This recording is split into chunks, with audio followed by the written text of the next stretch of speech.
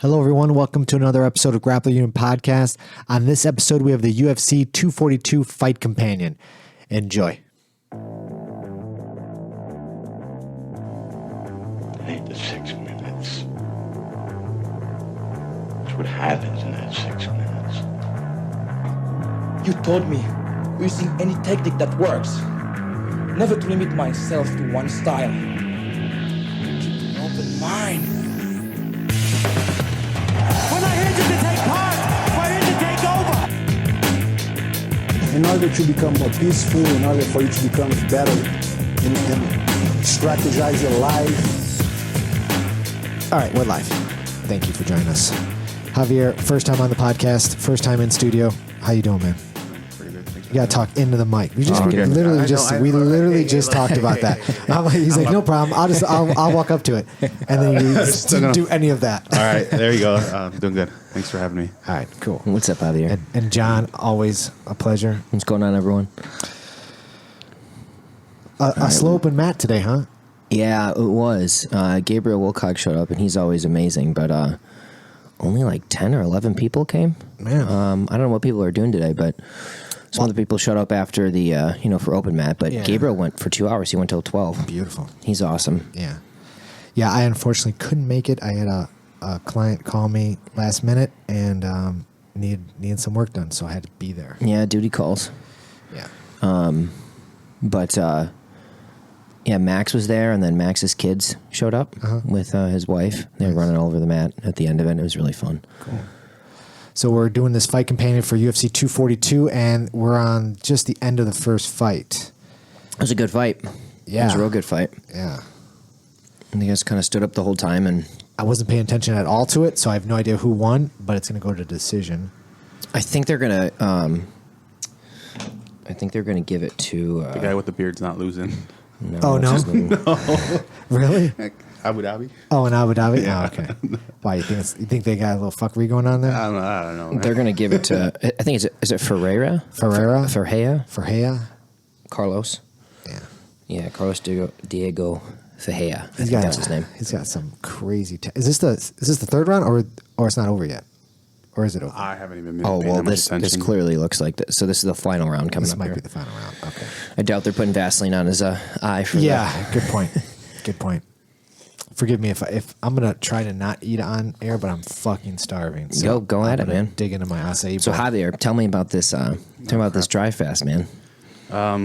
Dry fasting. So I've actually been experimenting with just fasting in general. It started back in April. And what is a dry fast? Well, remember. I'm just gonna lead up to it. Okay. Yeah, so I tried water fasting, but that completely depletes your electrolytes, and that's no fun. Then I discovered on YouTube, came across the dude Cole Robinson Snake Diet.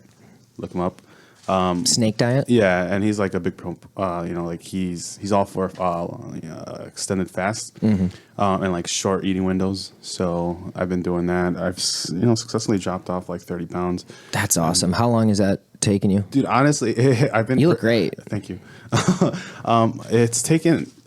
It's somewhere on my phone. I wrote this down. The actual loss of 30 pounds happening over the course of 3-4 weeks, and then for there's been family parties, and I've been I'll enjoy that, but in this month, I lit a fire under my ass by seeing more videos of him and just getting back into that mindset. And dry fasting, tried to do it accidentally. So I think Thursday went to the Red Square. Yeah, the Turkish bathhouse on Division. Yeah, It's nice. Look at all those guys. Look at all those Saudis. I don't know if they're Saudis. I should say it's national, but they look like Wahhabis. Wahhabi. There's a lot of them. Yeah. Obviously, it's in Abu Dhabi, but dude, oh Jesus. This is a great fight, by the way. Sorry to interrupt you, but No. Tyson is eating a lot of jabs, but they are just going at it. Fajea's jab is getting in there a lot, and he's popping him with it. This is the guy Brazilian? Yeah, Okay. Fajea. So Yes, he's touching him. He's tagging him every time with it, but he's not hitting him very hard. So did the dry sauna. Or, I mean, you've been there, right? So it's all Yep. They have the steam one. Yeah, they've got a steam room. They've got a wet Turkish sauna. Then they have a dry sauna, which is super hot. And they've got like a hot tub. And they got a cold plunge, which is amazing. Yeah, that one was cool. I man, love after it. Going to the hot rooms. So yeah, went there, and then right afterwards, drank about half a liter of water. Oh, man, and got he's back in- to it. But I got the 24-hour mark, like I said, started feeling like all sorts of weird. The cramping in the legs, a little bit of palpitations, to be honest. Like that's what freaked me out, and like the flank pain, which like something going on with your kidney. So decided to rehydrate me. But first time ever doing a complete dry fast, and it's awesome. And like a hard dry fast. Didn't even brush my teeth. Did not shower. Nothing. You just went into barbarian mode. Yeah. I was like, dude. I was like, I wonder how. Like, I kept asking you questions. Like, I was curious, like how hardcore you've gotten. That's why I asked. Did you shower or not? Yeah, Or, like, no, I mean, I did that stuff because I still had to go to work and stuff. But what I did was a 48-hour dry fast. I went to jiu-jitsu twice. I lifted. At the end of the 48 hours of no water, no food, and that last jiu-jitsu session, it was, I was getting a little lightheaded, but I felt fine throughout it. Your body goes. It's interesting. Your body goes through an interesting transition. Like at first, it keeps calling for food. It's calling for water, and then after, I don't know, 18 to 24 hours, it's like, okay, we get it. We're gonna relax here and stop making this, and we're just gonna, I don't know. You kind of calm it down, and then you don't really feel that need for water and food. It's like it goes into survival mode.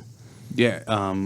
So I'm more familiar with the salt water fasting, which is like the concoction is just pink Himalayan sea salt, no salt, which is like potassium chloride, to make sure your heart doesn't Whatever you got to do to make it through it. And like the first 24 hours, you're hungry, but it's like at the 36th hour mark where you actually start feeling like cravings. Like you'll crave everything, things you haven't had in years. You're like, oh man, that would be delicious. And then Your you body get doesn't past care that. anymore. Yeah, at the 48 mark, it's like, oh crap, who cares about food? At the 72-hour mark, it doesn't even matter anymore. It's not even like a thing that comes into your mind. Like I've had fasts I've gone on like over 3 days. And I've hung out, with guys from the gym, and everybody's eating, and then they're eating good stuff, stuff I would normally want to eat, but Yeah, it's interesting. You stop. You don't care, It's interesting mindset. By the way, this fight is fantastic, and I'm pretty sure. Yeah, Fahea keeps throwing that that right high kick, and he's Taizumov's usually hitting him like in the upper torso, but it's been connecting. He just keeps tagging him in the face. I think Fahea definitely won this fight. I don't know. I mean, at least from the judges' scorecard standpoint. I like that they haven't really stopped throwing. No, they've been doing a great job. But it's Very not like active. complete reckless, Ooh. Like they're not just Nope. like sling, sling and swing kind of thing. Yep, not slinging leather. They're being technical. Yeah, I think Fahey won that. Great fight. Good job to both of them. That's got to be so cool to fight in Abu Dhabi. Yeah, it's interesting. I can imagine like when you're, I don't know, if you find yourself out in the wild and you hadn't had food in days. Like, it doesn't matter if the animal isn't cooked. Like, your body's just gonna eat it. Eventually, you get to probably a really interesting mindset where you're always in fight or flight. But yeah, sleep becomes a little difficult. Yeah, I mean, with being night shift and all, especially difficult. Yeah. You know what's really tough? If after So what do you do for maybe talk about what you do for a living?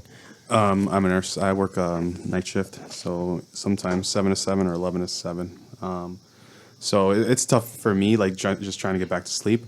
But let's say if I've been fasting for a couple days and then I work out right after work, I cannot get to sleep. I'm just fired up and I have more energy than I've ever had before. Your body's like in a survival mode, man. It's like we need to get food. We don't need to sleep. We need to get food. It's not even that. Like for you, like I'm just gonna put it out there. I'm just a bigger guy, dude. I'm like easily got like 50, 60 pounds of fat on me still to go. Like you're pretty shredded. I'm not shredded. So like I can go for a long time. You think you got 50, 60 pounds on that frame to go? Really? Easily. That, like I have this. I don't know about that either. Dude. You got 20, 30, maybe 20, 30 pounds of fat in there. You look great, but I don't. No, it's just, you're not Roy Nelson over here. No, but I mean, Kane and I weigh the same amount, Oh, actually not anymore, but Yeah, no, I'm pretty sure I could go like 30 days if I actually wanted, set my mind to do it. 30 days without food? Yeah. Yeah, like yeah. as long as I kept the water going. Yeah, you kept the water going and the electrolytes, and you could do it. I've read the longest recorded fast. 182? No, what I heard Wait, was no, excuse me. No, that's another guy that just came up on YouTube again. Once I'm deep on following these, fasting whatever YouTubers, yeah.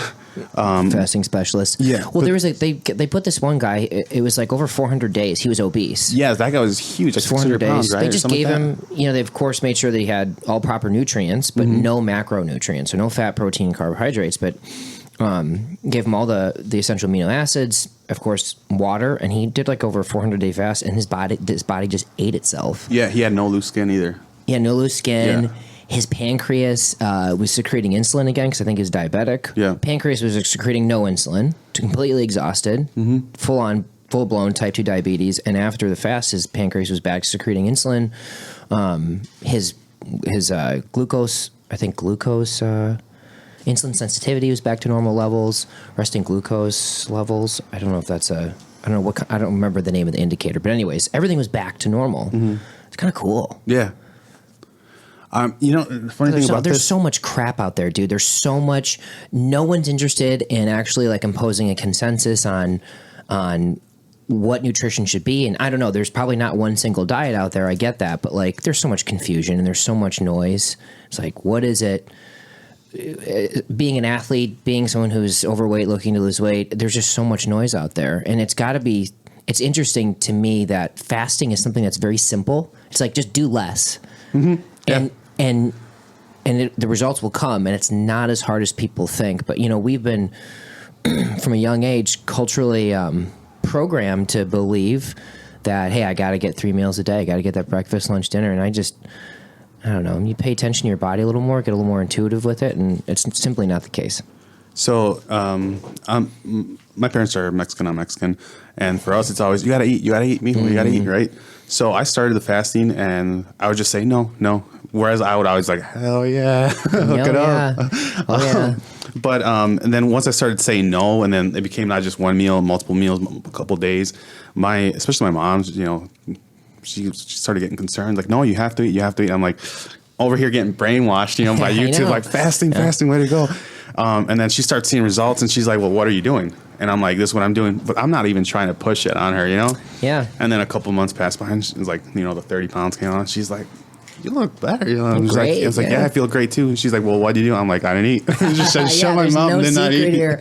No, it's interesting. I've thought about that quite a bit because a lot of cultures push that, like, you got to eat. And I wonder if it's like this, this is one of my weird hypotheses about this, but it's this weird almost habit that we have from coming off of like 10,000 years of being an agricultural society that dealt with a lot of famine, a lot of blights and diseases and war, where there would be long periods of no food. Like if your surplus was destroyed by an invading army or a blight, some kind of fungus that came and wiped it all out. Yeah. I mean, you guys were screwed for the winter. You're going to starve. You're not going to eat. And you look up skeletal remains of farmers versus hunter-gatherers or these herdsmen that were pre-civilized, and the farmers have the nutritional deficiencies. It's not the hunter-gatherers. The hunter-gatherers were eating probably as much as their ecosystems provided at that moment or at that time, and they probably went for long periods of time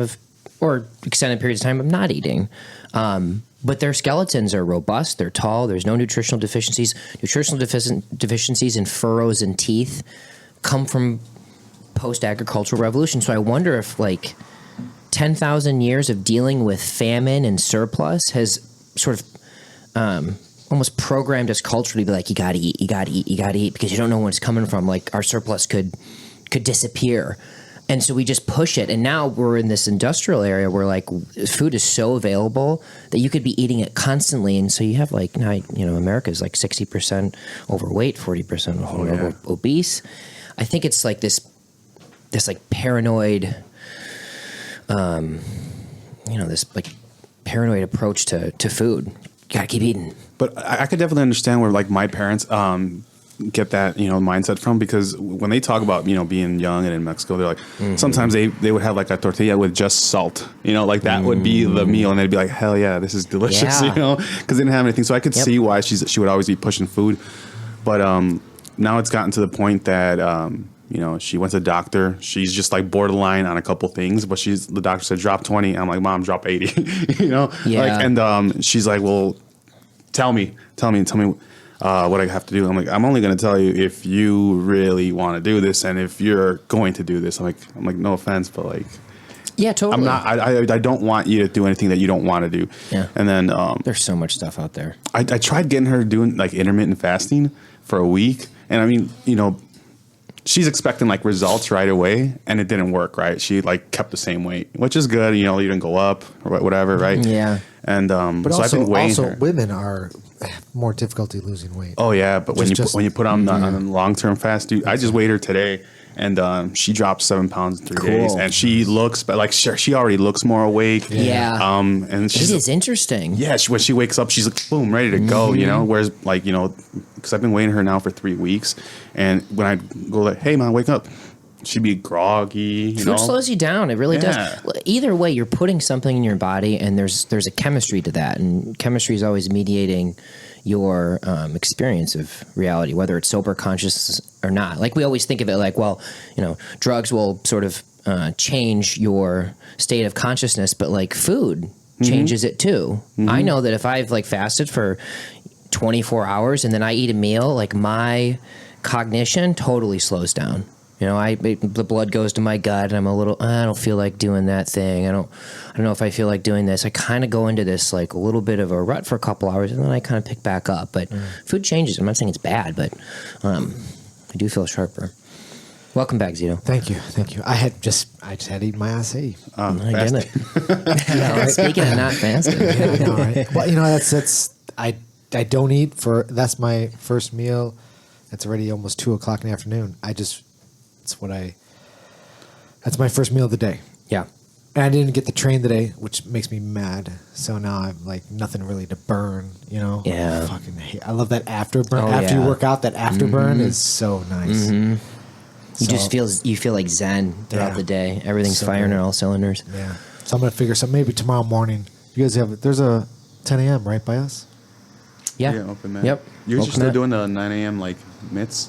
We usually, so we'll kind of do either or. We'll either do it after or. Paul said he wants me to bring the collie sticks, Oh, that'd be cool. and we'll do a little collie. Dude, Oh, I'm in. Are you? I used to do that when I was younger too. When I did the JKD stuff. Yeah. Yeah, but I never really got behind it. So like it was like I was there for 2 years. It was called High Intensity. First coach Steve Lillighan. But he was like a big JKD guy. I'm surprised you never even heard of him though. Like I've asked you a couple times. Yeah. But he's huge on it. He teaches like stick fighting, and just like I forget which guest you had. He says like how it just all blends in together, like the stick, Yeah. the hand fighting. Yeah, stick the hand. Yeah, and I wish I would have learned more of that, but It's a lot of fun. I mean, practicality on the street, probably not, but it's tons of fun just to have that skill set, I guess, and it helps Yeah. for boxing. Like you'll see a big difference in boxing.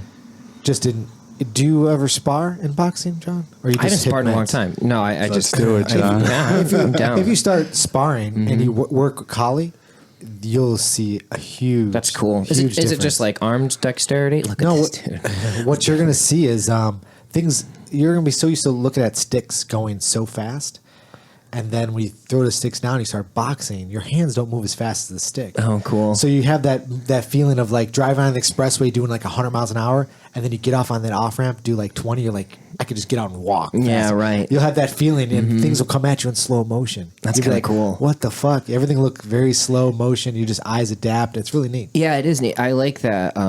The idea of this extrapolates like anything in life, but like different martial arts talking to each other. Yeah. And if you are positive about that mindset, they will talk to each other. But if you're like, well, they're separate and they're different, and I keep my practices separate, then they kind of won't. Right. But you clearly do a good job with that. Yeah, it's fun. I was doing, what I was doing, keeping separate when I first started was no-gi and gi.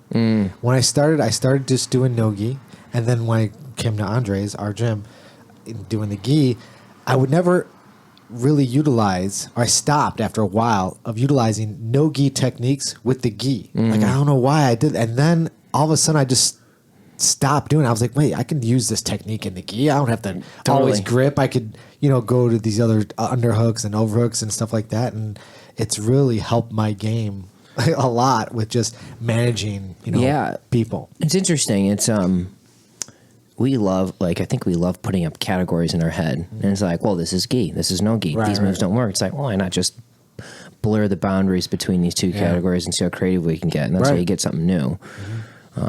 I think that's what a lot of probably very good jiu-jitsu fighters do. But just beyond that, even artists, they dissolve boundaries between categories. Right. Because they're totally fake. It's made up in our heads. Yeah. And of course, there's some things that are, clearly not gi friendly, and vice versa. But it's all you're attacking a body. Mm-hmm. Yeah. When I got back to jiu-jitsu, it had been like 10 years, and at that gym where I trained, we had Steve used to be huge on rubber guard and stuff like that, and I downloaded that. Steve? Stuff. My first coach. Oh, yeah, not our Steve. So I used to be huge on. I would just sit there for hours and just watch mastering the rubber guard. Yeah. But I never got past the half guard. So I got really good at half guard. And when I went to Andre's, white belt, and I would do half guard sweeps, people would get I could see some people would be what's this guy doing? It was just old stuff. Now it doesn't even work. Everyone's got legitimate technique. They've all seen this half crappy half guard that I play. Well, I mean, this is interesting thing about a gym. This is how a gym evolves. It's you put that move into the gym, and the gym will eventually adapt to that move, and then it kind of stops working. But if you go to another gym and you could probably surprise people with it. Yeah, I don't even use lockdown anymore. No, neither do I. And this is interesting. This is I think this is why it's important to have a lot of different people in the gym, because you bring certain moves to the gym, and the gym forces you to change. Yeah. You kind of have to. You got to open up. But, there's always that guy that and I've been guilty of this, and I think everyone has to an extent, of being very static. And the guy who never gets tapped out, but he doesn't really tap anyone out. He's just this safe, overly conservative, or she player, and then they don't really develop. I would see it in judo with guys on the ground. They would just turtle, and they were super good at not getting tapped out, but they couldn't attack for anything, and they just their game is not evolving. It was just static. Mm-hmm. Yeah, I'm sure that happens. Yeah. Yeah, I think people get, you get comfortable. That's why sometimes I won't roll with Steve for 2 weeks, because it's it's the same. It's the same thing. I can't do it anymore. I'll try pulling guard on him, and eventually somehow we end up with he just slides his legs inside, and then it's back in his half guard. We're just gonna be here, I guess, for 5 minutes. I love rolling with Steve, and there's certain positions where I can get on him. I think it's turtle. If I get on top from turtle, and it'll just be scramble for a minute, and then he likes to roll a lot, and yeah, it's a lot of fun. I love Steve. I tried to get Tassie to come, but he was out this weekend. But I think Tassie would be great on the podcast. I thought Sam, man. Yeah, Didn't I got text some you? stories. Yeah, Sam man. wasn't there today. He wasn't there. Yeah, I should have texted him. You know what? Sam's I wanted to ask, but I didn't want to overstep. This is my first standby, so I didn't want to start inviting other people. But No, Sam would be great. I actually was thinking about it. You and Sam would be great. You guys are He buddies. is hilarious, man. I love Sam. Yeah, Sam's He's great. got stories, dude. Sam's awesome. Sam's special. Yeah, I literally, when I was stuck here, I texted John. I said, John, grab someone, from the gym, see if Sam's there. Because Sam, he's always there. Yeah, He wasn't there today. It's okay. It's all right. I tried waking him up just to see if he tried to wake him up? I mean, I just he's texted on him night early. shift too, right? Oh, Yeah, he's he's on night night shift. shift. Yeah. Okay, yeah. And he said he was feeling a little under the weather, so That's I fine. can understand. This guy's looking real lean. Curtis Dude, he Blades, is. yeah. Dude, he was walking in front of our gym. Yeah, you remember 2 months that? ago or something Yeah, like that. Curtis He Blades. walked right by our gym. And he looked inside the window. He Swear did. to God. Should invite him in. Right, Javier? Yeah, he was Didn't there. we look at each other? It's like, and oh. Isn't that Curtis Blades? Yeah. That's Yeah, that awesome. was. He should have come in. I think he walked away once he actually saw that we were watching, but I don't know. He was scared. Nah. He saw me and he No. was like, dude, fuck this. Zito's guard? No, don't want to fuck with that. Don't want to fuck with Wait, that is guy. this so, yeah. rated for everybody, or It's ready for everybody. Okay. Yeah. You can swear. sweet? Just don't celebrate it. I'm just Okay. kidding. Just don't do it too much. Yeah, too much now. This guy Shamil. Oh God, how do you say his Abdurakimov? Yeah, I'm that's saying that pretty wrong. He looks 50. First He of all. does. He looks like a Abe Lincoln's dad. Abe Lincoln's dad. He looks like a Russian customs official. Curtis Blades. Who did he beat? He beat Andrei Arlovsky. That was like 2 fights ago. He keeps losing to what's his name? He lost to Derek Lewis. That Right? And that giant guy. the guy with the hands. I can't think of his name. He beat Mark Hunt. I'm thinking Congo, but I know that's not No, his it's name. not him. Oh, you're thinking of Francis Ngannou. Yeah, Yes. it's Yeah. He lost twice to him. Yeah, he did. Yeah. Like, why would you take a second fight with that guy? Yeah, Like, I mean, I'm- he got stubbed, like effed up. I don't recall the 45 the second seconds in one. the first round. I think the For the first fight, second was it fight? an injury? The first fight? Didn't he get injured or something? I don't remember. I don't know, but that was I would that be was like- scary to watch. Yeah. that was a lot of manpower in that I'm one. good. I'm good not seeing that one again. Who do you guys have on this one? I don't know. I like Curtis Blades, but Yeah, I've never seen this guy. we'll see. I mean, he's ranked 8th, does that say, or 9th?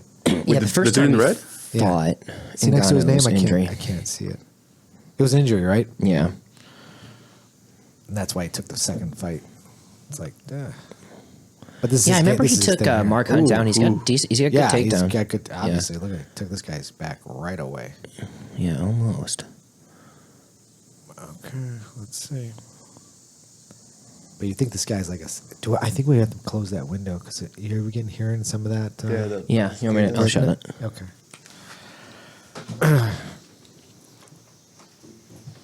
Could be pleasant. Yeah, it's actually not bad. But when we're not talking, you start hearing it in the mics. All the way. Yeah, it's good. Ooh, take him down. Jeez. Let's see if this guy's got a ground game. Nope. Flat on his back. Oh, there he goes. Bridge a little bit. No. When I roll, I just like sometimes I get caught up with like the sports side because I don't compete as much as you guys. I think compete way more than I do. Yeah. But then there's moments where I just lay still. I'm just like, wait, if this was a fight, I should probably at least get off my back and get on the side. No, Yeah. totally. I remember Eddie Bravo was talking about that one time. He's like, he'd see people that were getting mounted and they'd have their hands like, on their chest defensively. And he's like, look, I know it's jiu-jitsu, but like, don't get in that habit. Like, you're on your back and someone's on top of you, like, you put your hands above your face or protect your face. Be a little realistic about this. I get it's a sport. Think street. Yeah. Yeah, and that's, I don't know. I feel like, I think about that too. It's kind of, I like to work on guard. I like to work on other stuff, but, for sure I like to be on top. Yeah, I know you like to be because it's crushing. The other day, I couldn't even believe it. I was like, just get this. But you're 40 pounds lighter than me. It's going to feel like that, No, dude, it's different. I've had big guys on top of it. You're so dense. Dense. You It's just and funny. Steve, dude, when you guys get mounted Yeah, on me, it's Steve like, too. what the hell's going on? It's like Dense. no matter how hard I try to, post on something, it does Nothing. nothing. No. Yeah, Steve is dense. He's dense. He his bones and like everything. He just feels like hard. That's how you feel, dude. Yeah, dude. Yeah, That's funny. It sucks. It's really, really because I normally and John's tight. Like Dude, they're he's both. big This is- and he's tight. So he's like no space and he's dense and I'm like, this is horrible. Intensity. But I'm gonna keep working the same game with you and I'm gonna fucking figure it out. Oh yeah, man, I love for it. sure. I love it. Keep doing it. I'm still taking my time with you, John. How's your back? Is it a little better? It's a little better, but I've been doing like a lot of inversions table stuff. Oh, good. And I also got that So Right, that U looking shape thing. And I've invested a lot more time into doing pull ups to just stabilize Showing the everything back. back. Yeah, pull-ups are great, man. And what happened to your back? Through jiu-jitsu or no? It's something like that. You know how you cross your arms like in front of your chest, and then Yeah. someone lifts you up and cracks your back. Yes. Yeah. Well, I was kind of play fighting with somebody, and they did that without my hands like that, and they went a little too far, and I felt like something slipped in the back. Oh. And it's like I couldn't turn left or right without feeling some discomfort, but it feels Damn. okay now. I mean, How old are you, Javier? 30. 30? Yeah. Curtis is dominating this fight. Just keeping this guy. I'm sure this was their game plan. Like, don't stand up with this dude. Just smother him and get him on the ground and beat him up. In a way, I can kind of appreciate that. What is that called? What those guys are wearing with the robe and the headdress? What is that? You know, I don't know what it's called, but the branch of Islam or the interpretation is called Wahhabi. I mean, can you think about just like that's your outfit, and you never have to think about, you never have to shop for clothes, you never have to really think about doing much. No, just you wear that every day. They're a little more. They have a little more fundamental interpretation of Islam. The Saudis wear the same, kind of wear a similar getup, if you will. And I don't know the origins or the kind of the cultural intricacies of it, but it's probably very for that type of weather. It's probably pretty good. This guy's got him. nothing for blades. Oh, this guy's full mount. Here comes the elbows. Some vicious, yeah. I mean, I think this guy's gonna be too strong for his own good. Like he's gonna take a lot of punishment. So let's see what happens here. Dude, man, those elbows hurt. That's it. That's it. Okay. Yeah, what do you think about that stoppage? Think it was good? I mean, where's the guy going to go? He couldn't get him off him. Is it a stoppage? I Yeah, think it's just that the was end it of the was round. end of the round. Yeah. Was it? Oh, was it Okay. end of the round? Yeah. Oh shit. I think. Okay. Oh. Yeah. I would see? have called that a good stoppage. Yeah, I feel like that would have been an early stoppage. I mean, he was getting tuned up a little bit, but he wasn't out. Yeah, he was still intelligently defending himself. I think that would have been early. Yeah. Well, where is he going to go? I mean, Curtis Blades could stay there for another 10 minutes on top of that. Yeah, guy. good takedown right there. I can tell he's been working on it. Like, yeah. Look at that. Curtis is strong. Yeah, some of If the he comes times- into the gym, have fun, Aaron. Dude, it was nice when we had the gazelle in the gym. Oh, How come I can't think of his name? I'm horrible, dude. We're having a tough day fucking with the names worst. today. I just... Neil Magny. thank Neil you. Magny. Neil Magny. Yeah, he's He was great. nice. Yeah. Yeah, super nice dude. Very nice guy. Strong too. Yep. Yeah, very nice guy. Man.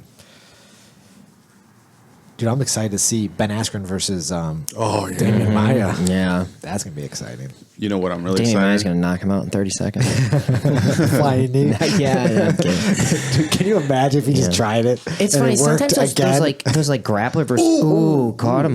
Those grappler versus take him down again. It's kind of, those grappler versus grappler matchups sometimes just turn into like kind Stand-up of pitter fights. patter. No, stand-up I fights. don't think that'll be the case with these two. Yeah, you don't think so? Because I think If you think back of like Maya's career, anytime someone's like had some sort of like grappling credential, like when he went up against Chael Sonnen, Ed Herman, Michael McDonald, I think Michael McDonald, Jason McDonald, I think his name was, nicknamed the Athlete.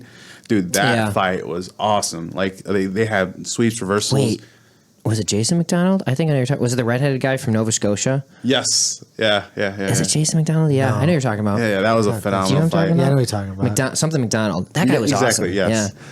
I just know Whatever that happened to him? I have no. I think he lost too many. Yeah, he's probably older too. Yeah, I'd probably say that. Yeah, He was Canadian. but yeah, I fought Rick's story in that choke. Oh, yeah. He like turned Rick's head and like just looked really. It was one of those chokes where it's like it's not under the neck, but like this is so effective. You know, especially as a grappler, you could see what Rick's story was going through. Like he just feels crushed under that. It's like an anaconda. That's like the choke that got McGregor with Khabib. That wasn't under the neck at all. No, That it was just like neck crank. Yeah, just crushing him. Those hurt. They suck. Yeah. Sometimes when guys get me like that in the gym, I'm thinking, I don't want to tap, but I don't want to get any fucking tweaks in my neck either. You know, For sure. My jaw's already jacked up. Yeah. You know, so I'm like, all right, I'm gonna tap to this one. Yeah, you just let the ego go and be like, Yeah, let's just not. This isn't worth it. I think our gym's pretty nice about that though. Like I haven't been caught like that where I felt someone's really trying to tweak my neck or like they try to go on there. I guess. Yeah, it's very important. Like Andre does a good job of imposing that restriction on people because there are some gyms where it's like it's kind of do or die and they don't care. They'll crush your face. They'll they'll have like their they'll put you in a rear naked choke and it'll be over your nose and they will just squeeze. And it's like, okay, I don't want my teeth popping out, so I'm gonna. Wow, end of the fight. Yep. Yeah, good stoppage. That was Curtis Blades worked him. I'm always like really conscious for that. Like, especially, I like using like the lapel to do chokes, and that's the one particular one I like to roll through, like the judo roll through that. But I always go real slow with that one. Being the bigger guy, it's like you've done it on me, haven't you? Yes. Yeah. But I'm always afraid. Like I don't want I really don't want to hurt anybody. And if if I get the tap or not. Like I always ask, was it a choke or not? Because like I don't want that bad rep. Your game is good, man. I mean, you're tough to deal with. I mean, I have a hard time dealing with you. That's for sure. I also have a whole 100 pounds on you. Yeah, but you move very well for exactly. how much you weigh. You move very well. You move very fast. You know what that stems from? And he's technical. When I trained when I was younger, all my training partners were under 160. So like I never got into like I'm this big guy. I always felt like I had to move like them. So now it's good. Now that I roll again, no, you move great. I remember when Aaron first came into the gym as a white belt. Like I think he had come from CrossFit or something. Yeah. But like I remember you could blow on him and he would fall over. Like and then. And of course, like with jiu-jitsu, it's like all you have to do is just show up and you can't, it's impossible to not get good at it. And he showed up. He showed up every day. And he's just so strong and he's wrecking people. Yeah. But totally different style than you. You've always been very nimble for your weight. Yeah, he's a lot more technical than I am, though, for sure. I mean, I feel like he's got like a bigger bag of tricks, whereas like I just have couple moves and like they're I don't know, they're like it's like it's a lot of timing based stuff. Yeah, like in that moment, like I like to scramble a lot. Yeah, you do. I really love to scramble. Yeah, that's like the most fun of jiu-jitsu for me. Yeah, I remember when I was dropping to lightweight and I was like weighing 166 and I just couldn't move you or Aaron like I could do when I was like 180. I could feel, and it was just so it'd just be so exhausting trying to move you guys around. And if you guys were on top, it was tough. And then I went back up to 180. And I felt, you just feel more comfortable there. Yeah, it's hard to hold you down. It's hard to hold you down. Everyone feels strong to me. No, so Andre does a good job, kind of imposing that culture of the gym where it's like if you don't have the choke underneath the chin, don't do it. Yeah. Don't squeeze people's jaws and don't crush people's teeth and stuff. Like I don't even like Ezekiel choke. I mean, I shouldn't be saying that, right? But I think I just carry that because I'm a big guy. I just always feel like people are going to say, he's doing like the worst ones, Well, yeah, Ezekiel choke's fun it's interesting because you can. It makes them all of their attention is if you're in mount and all their attention is like on your knees or you can like keeps them honest. It keeps them honest. Yeah. You don't even have to go actually be successful with the choke. You just start to put it in and they bring their hands up and then you can take a break and then maybe you can go for a head and arm or something like that. Yeah. But Ezekiel's they can be really sneaky and you can do them from the guard too. Or you can do them when they have close guard on you and you can sometimes surprise people with that.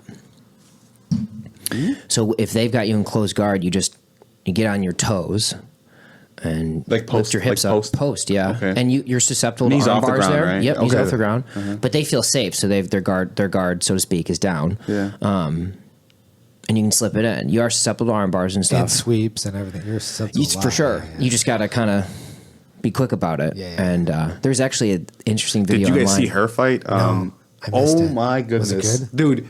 The best striker in the UFC, right there. Her? She's jacked. Wait, when's her next fight? I have no idea. She just won the title. Oh, she did? She beat the girl that beat Rose? Yeah. Oh, she beat. This guy's a beast. Andrade. Islam Makhayev? Yeah, this guy's good. Wait, that's recent. Cause I remember that happened last weekend. I think. Or sometime in the past 7 days it happened. Yeah. Okay. She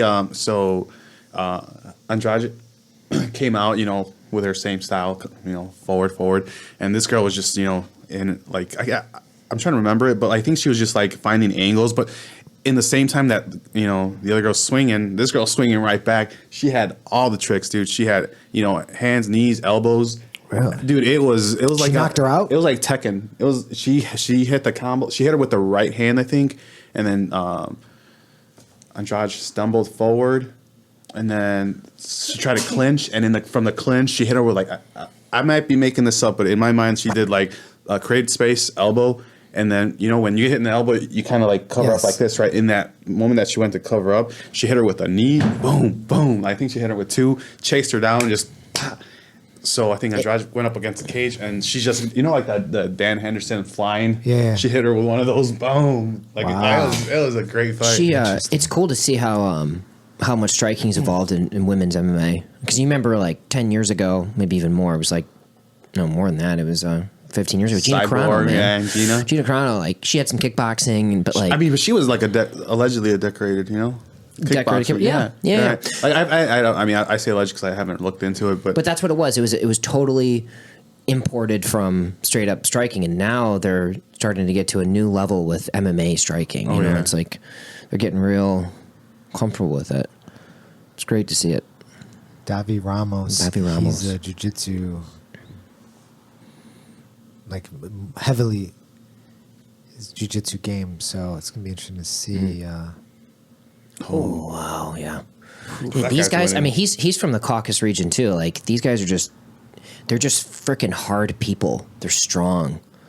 He's from, big. This think kid's big too. It's not little. Yeah, This kid. he's probably Georgian, or not shouldn't say Georgian. He's Russian, but he's probably Dagestani. I think he's right from that area. dude, I traded with. He trains with Khabib? He trains with Khabib. Yeah, those people are hard, like Balkan region, Caucasus region, hardened people. Yeah. In that time at high intensity, we had this guy, Yusuf. I hope I don't fuck his name, but Yusuf Sadulaev. And I think he posted recently where he's training with that crew, like Khabib's crew. But he used to be a blue belt when he was teaching us, but he was like way above a blue. Like I didn't know anything about jiu-jitsu then, but you could definitely tell he was more than a blue because he was so good, and his wrestling unbelievable. He had this thing where like. So let's say, for example, he had like a left overhook. He would wrap his left leg on the inside, or I don't know how you do it, and he just fling him over his left shoulder. What's cool about it is like what I enjoy seeing is the different grappling styles that come out of certain regions. Like Ben Askren's grappling is very different than Khabib, but they're both very high level. Right. And I actually would like to see them fight. I don't know if that'll ever happen, but would Askren have to? Would Askren have to drop to 55, or they could do something like a 170? I mean, if they did a 165, then they would probably meet there. Because like Askren's like straight up freestyle, folk style wrestling. That's what he does. And like Khabib is a combination of judo, sambo, but he's still got very good. He still has borrowed elements from freestyle wrestling, and it's a different type of grappling over there. I'd like to see how they match up. Right.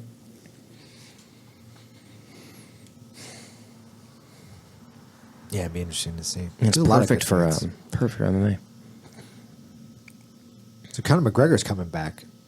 I haven't heard about that, has he? Yeah, well, that's what he Did says. you hear about the other one? Who? The BMF title fight. No, what's that? Oh, baddest motherfucker on the planet. That's right. They're putting. Dana said he's actually putting together a little belt for Diaz and Masvidal. Really? So that fight's done. It's done. November 2nd. November 2nd. November That's awesome, 2nd, dude. yeah. Dude, we It's gotta gonna do a be fight great. companion for that one. Yeah. Dude, what do you think I'm wearing this? Yeah, legalized Diaz. Even It's a though great this is shirt. more about Nick when he got suspended for that. That's a great shirt. That's a great little motto. Dude, Who came up with that? Was that like an internet thing or? Yeah, it must have been like an internet thing, and then Dethrone took over. But this shirt's old, dude. It looks new because I was so fat I couldn't wear it for so long. Dude, that's your slim shirt, man. That's your fasting shirt. Yeah, right. It's your snake water shirt. Yeah, I like watching these guys like Islam and Khabib fight. They're aggressive, and they push a pace that's just really hard to match. Incredible. Mm-hmm. I don't know what the casual fan, how they look at. I don't really talk to them too often. Like I don't really talk to people who aren't really into it, who just watch it casually or whatever. I wonder how they feel. Like I can see it because I train and I know what it takes to. It's Like I see it in a totally different perspective. But how Yeah. does like the casual, like just a fan? I was just like the UFC. Like I don't do any of this stuff, but I love the UFC. Like how do they view? Yeah, that's interesting. I things? was actually talking to my buddy the other day. Like, the thing is, like, I think a casual fan can look at this and look at grappling and not really have a knowledge of it and still be amazed by it and still know kind of what's going on, because there's something deeply primal about grappling. Like, when a guy walks in, he was in a room with a bunch of people and he's like, yeah, I shoot under 70 for golf. Like, only a couple people in the room really be like, oh, cool, that's amazing. Other people are like, I don't care, I don't know what that is. But if you were like, I'm a wrestler and I was a state champion or everyone be like, everyone can wrap their mind about what that is, and they get it. And if they were to see it, they're going to be transfixed by that. They're going to be less interested in you like walking up to a ball with a stick and hitting it like 180 yards. You know, it's still cool. I'm not of course. crapping on golf. But what I'm saying is, like, I think even a casual fan looking at fighting, everyone gets it. Yeah. It's something that we've been watching for a long time. Right. Yeah. For a long, long time. Tens of thousands of years. Golf is pretty new. For golf's tough though, man. Oh, of course. It's a very hard sport. It's like probably still one of the most boring, very boring sport to watch. Can't watch it. Can't watch it. Who the Can't fuck's do it. watching I'm sure. golf? No, I know people who watch golf. Oh my It's God. just like, How you do it? I don't know. Yeah. No, you have to want to do nothing else. Like everything has to be checked off the for the day, and be like, I guess I'll do this now. This is I'm it. going to sit here and watch this. Smoke some sativa and that's it. You're watching golf, man. Yeah, probably indica for that. Oh, indica for that? Is that yeah, right? I don't, yeah. Oh, indica. Yeah, you're right. Indica's in the couch, right? Is that what that means? Oh, I've never heard of Never that heard of expression, that? but yeah, that's definitely its that's- sensibility. That's the okay. essence of it, I think. Yeah, I don't know. I mean, like, you can do it. People sometimes, I think, again, paint those categories a little thicker than they are, but it's true. Indica definitely you kind of just want to relax and sit there and eat some food. Sativa, like, I'll go to the museum and learn. It's active. Wow, that guy's I'm excited. excited. I love it. This can be a good fight. Yeah, this is gonna be great. This is the co-main event, No, I think there's another fight after this. is there? Yeah, it's it's only been- Oh yeah, you're right. This is the third What's his name? Paul Felder. Oh yeah. against Barboza. Yeah. Yeah. Those guys are real friendly with each other. Like, I haven't seen anyone really be disrespectful at all in this whole lead up. It's interesting. I think for a while there, people were emulating a little bit of what McGregor was doing, and they were starting to get more kind of because they realized, it pays. Right. And then I think with his decline recently, not just fight wise, but his image in the public eye, people are kind of reverting back to maybe a little more respect basis, but whatever. People can do what they want. who do you guys have for this one? I don't know. It's hard to say. They're so. Ramos is not ranked. The other guy's ranked 10. 15? Oh, 15. That's it. Maybe it's 13? No, it's 15. All right, let's see what happens here. Yeah. This is This is a 155? great. Yeah, yes. Dude, I love sparring against people who are southpaw. You know how typically if you're orthodox, you always do poorly against southpaws, but I love it. Yeah. I used to one of the guys I used to train with spar 8 rounds every weekend and be a southpaw.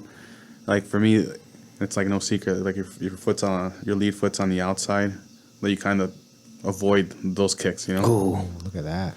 This is. I'm interested to see if this will be much grappling because these are both great grapplers, but maybe they'll cancel each other out and just stay on their feet. But Well, he tried going for that single or double, whatever it was. Was that single leg he tried going for? yeah, he shot in for one leg because Ramos is keeping that left leg real far out. He's not very square. Yeah. Andre says he's going to start bringing in some self-defense techniques once or twice a month. Really? To the That would be to awesome. the class. Interesting. Yeah. So he said not maybe once, twice a month. I'm like, okay, I'm down for that. Let's see if he remembers. Yeah. Should be fun. I like the no gi. Yeah. 7 o'clock. Yep. Now. It was kind of fun. That was fun. That's a nice Yeah, long- it's something I've been neglecting, so I'm glad that Andre's put a little more emphasis on it. Have you ever done no-gi? But what do you mean before that Before practice? that practice? Yeah, yeah, Yeah. yeah. Of course. No, I've just like kind of fallen in love with the gi. Same here, man. I used to like, when I was like 15, 16, whatever. I used to be no-gi all the time, and then went to Andre's, and it's like the gi's the best thing ever, man. It's fun. Like I don't even go to no-gi. But nogi is it's super. Nogi is really fun too, and it is a bit more. It can be more dynamic, because you just in a gi, man, you can just hold someone and slow them down, and it becomes this. It can become a long, boring match, but I mean, nogi certainly can too. But Yeah, but when we rolled, it was a little different roll. it totally right? was. Wasn't it? It's like I can't pass like I do No, you in couldn't. gi because it just you're just slippery. But you got, I mean, I think my side started hurting just from pure just exhaustion trying to keep you off me. I think I was just getting like that I don't know, just my side hurt. I'm like, I just can't keep him off me anymore. Well, like what position were you guys in? Nothing, just if I'm trying to pass my guard in the no-gi, and I had to work fucking hard to get. Was he like digging in? He was just coming in. He wasn't even touching. And then I was just so exhausted. He was keeping me off him for a long time. Long like time. I just And I was every just- time I'd sort of get around, he'd just kind of slip out. I'm back. He squares back up, and it's good to do because it forced me to change up my strategy. Like, I can't do this because eventually I was like, I just want to pass, and I'm going to do this. It's gonna happen. I'm just gonna keep going. But then it's like I pass, and it's like, he's 40 pounds less than me. Like I need to challenge myself differently there. You did a great job. Thanks. Yeah, tapping to my own exhaustion. I think I'm like, John, my side's feeling weird. He's like, No, all right. I'm- He's like, all right, let's stop. I'm like, No, cool. yeah, dude. If something hurts, let's be done. Yeah, No use in it's- pushing that. But we got to roll more often, John, because I got to start getting that. I like that pressure. You, Jose, Paul, Tyler, Steve, you guys are like, Nick. I mean, there's so many good guys that are, that I don't get to roll a lot with. Yeah. No, it's good. Because Alfina and I, we roll a lot together, which, what's awesome. He's fucking phenomenal. Yeah, he is. And, but I got to come to the other side of the mat a little bit more. He's like a little monkey. You know how he just kind of, he's like his feet are hands. Yeah, he's great. Yeah, he is. He rolls around a lot. He's very quick. Very fast. Jose is like one of the most, in terms of strength, like most surprising people to roll with. Jose, Yeah. he's got real strength. I don't know if it's strength, but he just knows how to apply it correctly. But Jose gets you in something, it's like you're in it. That's it. He's a You're small there. dude. We're talking about triangle, right? Like, Triangle, yeah, or just his thighs. He can just squeeze his. I don't know what it is. Dude, it's always surprising, Jose. That's great. He's a great grappler. Yeah. Yeah, we got a good crew of guys over there. We do. And girls. Well, that's why it's important. Like, if something's hurting or whatever, it's like just let them know because we can't lose people. No. It affects the gym when like someone's not there for 5 weeks. Yeah. Where's him? Where's that person? That's been like my run there. I think I've been at Andre's for 3, but I've only been on the mats for like a year and 2 months of those 3 years. Yeah, you go and you definitely have sabbaticals. Hey, but when I'm in it, I'm going. No, I know. It's great. Sam and I were actually talking about this. Like, I can't do things like halfway or now. I'm either all in or not. And it's I got to work on that. Well, with something like jiu-jitsu, it's hard to have 1 foot in, 1 foot out. Yeah. You can't really. You want to come once every 2 weeks, like have fun burning all the skin off your fingers and doing that every single time you come in. It's not. You do have to condition your body, and it means coming consistently. Yeah, that is. Yeah, when I don't see people for a long time, then they just pop in. I'm like, huh, okay. That's the things like pop in, and it's like this is going to be hard now. You're going to be exhausted. You're going to hurt after tomorrow. It's like it's hard to do this once every 2 weeks. You can't. It's not sustainable. I beg to differ, John.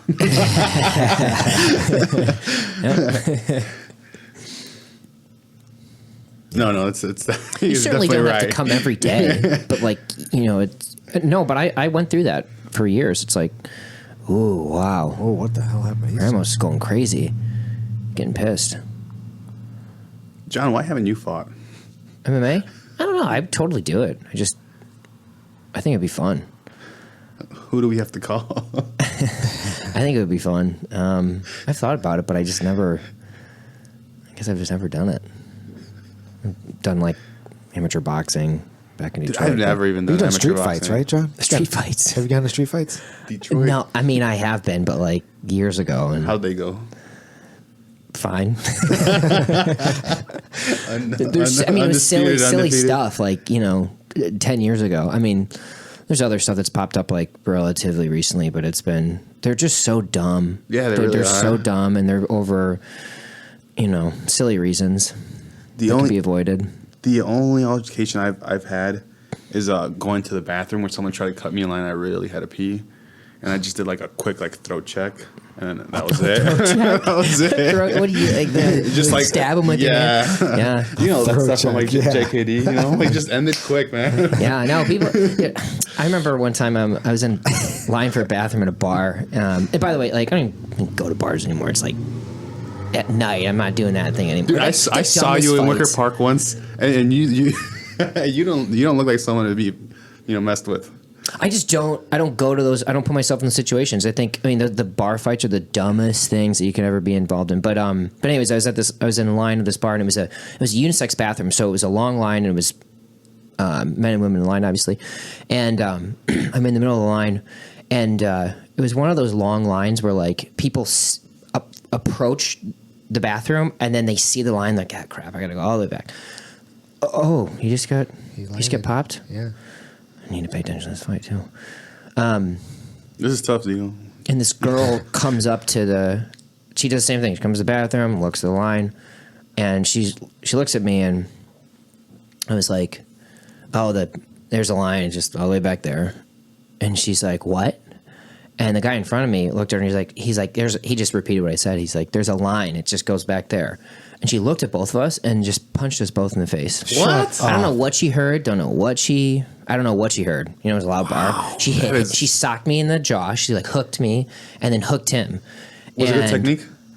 No, I don't think so. But it was, it's poop. You get hit, and it's like, dude, yeah. It's a shock. And then she walked away, and I'm like, and we both looked at each other like, what the hell was that? I don't know. And I was like, look, what I thought to myself is like, you're on the north side. It's a bar. There's a lot of white people here. No one's gonna do anything. It's like you're gonna do that to someone one day, and they're gonna fuck you up. Yeah. You're gonna get all your teeth knocked out by a dude. Yeah, you're gonna do yeah. that to you. You're just like kind of lucky. Like where equality is going to mean equality. Yeah, hashtag me too. You're gonna Yeah. get punched in the face, dude. Wow, that was a street fight that I lost. She just walked away. I couldn't believe it. She hit you both and walked away. I don't know what she thought. We said, I have no idea to this day. She just walked away. It's weird. Now, do you like remember that when you talk to another woman? You're like, hands go up afterwards. Yeah, Just like, wasn't sure. There's a line, and I just Great space, chin down. a weird moment. Fuck. Like, man. Javier, have you been in street altercations before? Never. Really? I'm telling you that bar went to the bathroom. I really had to pee, man. You That's throw checking people. Wasn't someone following you in Brazil? Oh yeah. I mean, that didn't become anything though. No, but they were fucking with you in Brazil. Dude, That's what I find weird. Like, look how big this fucking guy is. You're just gonna start Dude, fucking it with was him? two of them. It was two Oh, it of was them. two. Yeah, they were both smaller than me, but I was I don't know what they have on them. Exactly, but like the thing I said about like fighting in the street is like if I'm fighting in the street, it's because I'm scared. Like it's definitely not because I'm comfortable with the situation. Right. So this place we were at, it was like imagine like a two floor house. And then like a rather large backyard, and in the back they had like a garage, which was another like venue. It was all just one big bar, right? But had like 3 levels, I guess. And I was on the first floor, and I saw them just giving me like weird eyes, and I was like, mind you, I was also I was drinking a little bit out there. Why do you think they spotted you? I don't know, dude, because I look like them. Yeah. like Yeah, you're Gabriel's dad. Like I was sitting on a different table from them. He called me over to his table, just telling me that I look like a favela boy. So Is that what he said? yeah, Yeah, no, that's funny. that's Gabriel's dad. Yeah, Yeah. So He said you look like a favela boy? Yeah, I have your buzz cut. Do you have a buzz cut then or something? I don't remember. Yeah. You probably are tan too. Real tan. But at that bar, so I went from the first floor and I left, And Biel was inside, but I'm not gonna go to him right away. So I was just like, go to the bar. The guy backs up into me, and I'm thinking, I'm gonna be polite. Oh, excuse me, and I just walk away. And then I'm minding my own business. The dude like bumps into me, and I'm just like, okay, I still don't want to react to this. Like I go inside, I tell Biel what's going on, and he's like, who? And then I come back outside. I'm in like the backyard part, and then Gabriel comes out, and then the dudes come out. I'm like, those are the dudes. And then he's like, all right, he's keeping an eye on it. So I move away again to see if they'll keep following me. And I'm in a crowd of people, and they're like next to me. I'm like, how the hell is this happening? So then Gabriel walked right behind them. So I walked past him, and then he just mean mugs him, and that helped the situation a lot. Oh, really? Dude, it's funny. Gabriel's like 5'4". But you look at his face and you see his ears. It's like, this guy's gonna hurt you if he wants to. He's got big hands. He's a. If you want to, my god! Oh my! Oh wow! Still survive. This guy is Their ground and pound is just insane. These look, he looks like Khabib in his ground and pound. He's got that hunched over back, and they've got great ground and pound. Look, he's pushing him against the cage. They throw that ground and pound like Maidana throws that right hand. You know how it's not like a right. You know what I'm talking about? Maidana, the boxer. No. He beat Broner, and then he lost to Mayweather. But he was like, I think he was just like swinging and swinging. But they throw this overhand right like this. Yeah. With the elbow flared out. But that's the way they throw their ground. They have and pound. great ground. They just like they form a base, and they just their ground and pound's insane. They're also very good at keeping your hips off that ground, man. Yeah. Look at that. Yep. Like his hips are elevated. He's got nothing. He's against the cage. This is a tough position to be in. Sucks. I know he's trying to use this guard. This is also a great fight. They've been doing it's a good card. Man, he got clipped, boy. He did. Yeah, this is where you don't want to be, is underneath a Dagestani guy. No. Even though his jiu-jitsu is great, but it's like they've got good enough grappling where they got you against a cage. It's definitely not in your favor here. Well, at least he's got full guard now. He can hopefully control some posture. Nope. So he's kind of like can opener. He's in a good can opener there. Is he rolling for a knee bar or something? Maybe. Yeah. Maybe. It's a good job being active. Like, you don't want to sit there and chill. I mean, I think he's a world-class jiu-jitsu artist. Yeah, for sure. Man. Do you guys ever roll with padded gloves? I have never. Never? It's probably very different. We had a beach jiu-jitsu a month back, and With Nicola? yes, yeah, and Steve and I did a little bit of combat jiu-jitsu. That is hard. Oh, with the gloves? No, we were just slapping. We were being pretty friendly about it, but still, Dude, totally. It changes it up completely. Oh, you can't put yeah. yourself in these 50, I don't know, 50-50 is probably still possible, but there's some positions where it's you could punch me in the face really hard here. In the gi or no gi? I believe we were doing no-gi. Yeah, it was no-gi. Okay. He's holding the cage. Can't do that. Yeah, I guess you could do open hand strikes in the gi. That'd be interesting. Yeah. Do you remember the Pride days? The guys fighting their gis? I love that. I miss that. And it did help in some ways. If they got someone an armbar or triangle, they're not slipping out of that. Same thing with didn't wear a gi, but Shinya. Shinaoki, he wears spats. Yeah. Mm-hmm. Man, do you remember when he popped that guy's shoulder out? Oh, so brutal. Who was it? Who was it? Was it? Oh, look at this. Oh. Yeah. No. He popped his shoulder out and then gave him the finger right to his face. Was it? I don't know if that was Pride or that was Dream, actually. Could have been Dream. Is Dream still around? No, I don't think so. I don't think so. No, it's I think the premier organization over there was the one that Ben Askren's in, or was in. One? Yeah, One FC. Dude, this guy's trying something. Yeah, he's doing a good job being active, man. I gotta really hand it to Ramos here. Yeah. I think a lot of guys would have been finished at this point. Yeah, I agree. I mean, that guy is tired of. So that's what I'm talking about. If you want to do Ezekiel from the guard, you do what he does. He posts up, puts his hips up, raises the other person's hips, and.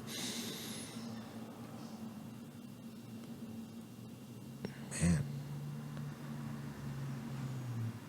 But that's what who do you think's more tired right now? Ramos.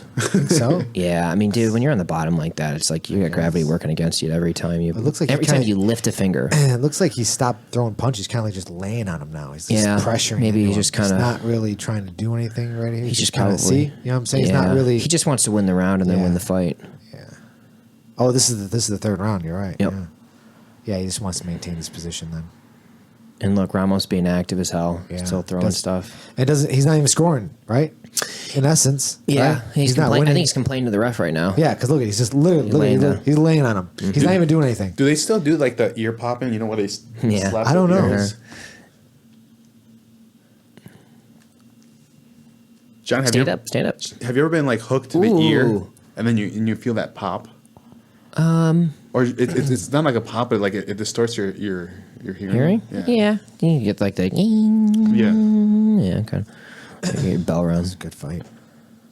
Yeah, that was a good fight. Yeah, I think he did enough to win. For sure. Oof. So he goes for that body shot when you lead like that. Sometimes that's what's going to happen. You get popped. Yeah. Good shot. Did you guys hear anything about the undercard at all from this? No. Who I won? saw one fight. Might have broke his nose with that shot. That's hard. Oh, it was a knee that took him out. Wow. Those definitely. Beautiful knee. Good. Dude, he was out for a second. It was a flash knockout. I wonder if he didn't hit. I think hitting him woke him back up. Yeah. So, you see that sometimes. They give Right? him a little tap that's Yeah. not that hard and they wake up. They wake yeah. up because that knee took him out. Yeah, and then For sure. a couple shots and Yeah. he did kind of wake up. He's like, oh wait. That knee put him. Damn. He probably knows he lost. Yeah. Yeah. He did. He's got nothing to be ashamed of though. It was a really good fight on his part. Fight. That's a long. Have you guys seen long Dan fight. Henderson interviewed recently? No, I haven't. Yeah. Why? I don't know. I just worry about him. I don't He's even a- know him, but like, I saw him talking to the camera 2-3 years ago, and he seems a little punch drunk. You know, Been some wars, man. he's been in some real wars. Fuck, He just Dude, that Shogun fight. Shogun. like there's gaps between sentences that just weren't there before. There's gaps between words. He's just someone asks him a question, he's just a little slow to begin the issue. There's sometimes I just worry about You think him. Nate's got that? 'Cause I love Dan Anderson. Dude, there was a time where I just had everything Dan Henderson. I think I understand. I know you can hear yourself. Oh, Yeah. I don't Yeah. want anyone to be deprived of your voice, man. Stay on the mic, bro. my stutters and whatnot. No, you're a great speaker. No, but I used to have a bunch of Dan Henderson stuff, like his walkout, like zipper, like his clinch gear stuff. He's Like awesome. I had like 20 Dan Henderson shirts. Yeah, I was huge on that guy. You know what I have? I don't have it here on the wall, but it's in storage somewhere. I got Dan Henderson versus John Jones, the fight poster. Oh, That never happened. yeah, the one that yeah. got canceled. Oh, Yeah. that's cool that you have that. That's cool. You know what I love? The one thing, it's like very simple, but like I think it was when he fought Fedor. They asked him something along the lines of like, "Oh, how are you taking this fight with Fedor, heavyweight, greatest of all time?" Right? He's like, "I'm big on the inside," and I was like, "Damn!" Like so simple, but just to have that mindset, Do you guys remember him doing a grappling match against Frank Shamrock? Like 15, 20 years ago, something like that? Yeah. Frank Shamrock was in, of course, like wrestling Speedo. Of course. And he tapped Henderson out in, I don't know, under a minute. But he did like he rolled to an ankle lock, and he knew Henderson was wearing wrestling shoes, and he knew Henderson had like, I think, some injury there, went right for it, and Henderson was a hard tap, it was one of those like, get me out of this position. Right. But Frank Shamrock, dude, he was looked like a bodybuilder his whole career. Dude, he's such a beast. Yeah, I love Frank. Remember when he fought Nick Diaz? Of course. Frank Shamrock? Yeah, this was like was it Strike Force? Strike Force, Yeah, yeah. this was 10. This is 10 years ago or so. When he's trying to be cool, like I think he was sticking out his tongue, right, trying to like play it off, but then Nick just kept coming. He just Nick's did not coming. slow down. No, a lot of shit talking. Frank was awesome. Dude, a lot of those Strike Force fights were good. Well, with Nick, I mean, he also fought Paul Daly. Paul Daly. He fought that guy Scott Smith. Yeah. Hands of Steel. That was a. Who else did he fight? I miss the days of Team Quest. Matt Lindland, Dan Henderson. Ed Herman was in there. Yeah, Ed Herman. Who else was part of that?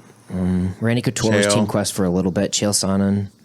Like how can we forget about Chael? Do you remember Chael? What he said? I don't know. Someone's like, "Hey, are you working on your guard game for this particular fight?" And he's like, "No, I'm a Republican. Yeah. Spend time between men's legs." Whatever you think about Republicans, Democrats, hilarious comment. So funny.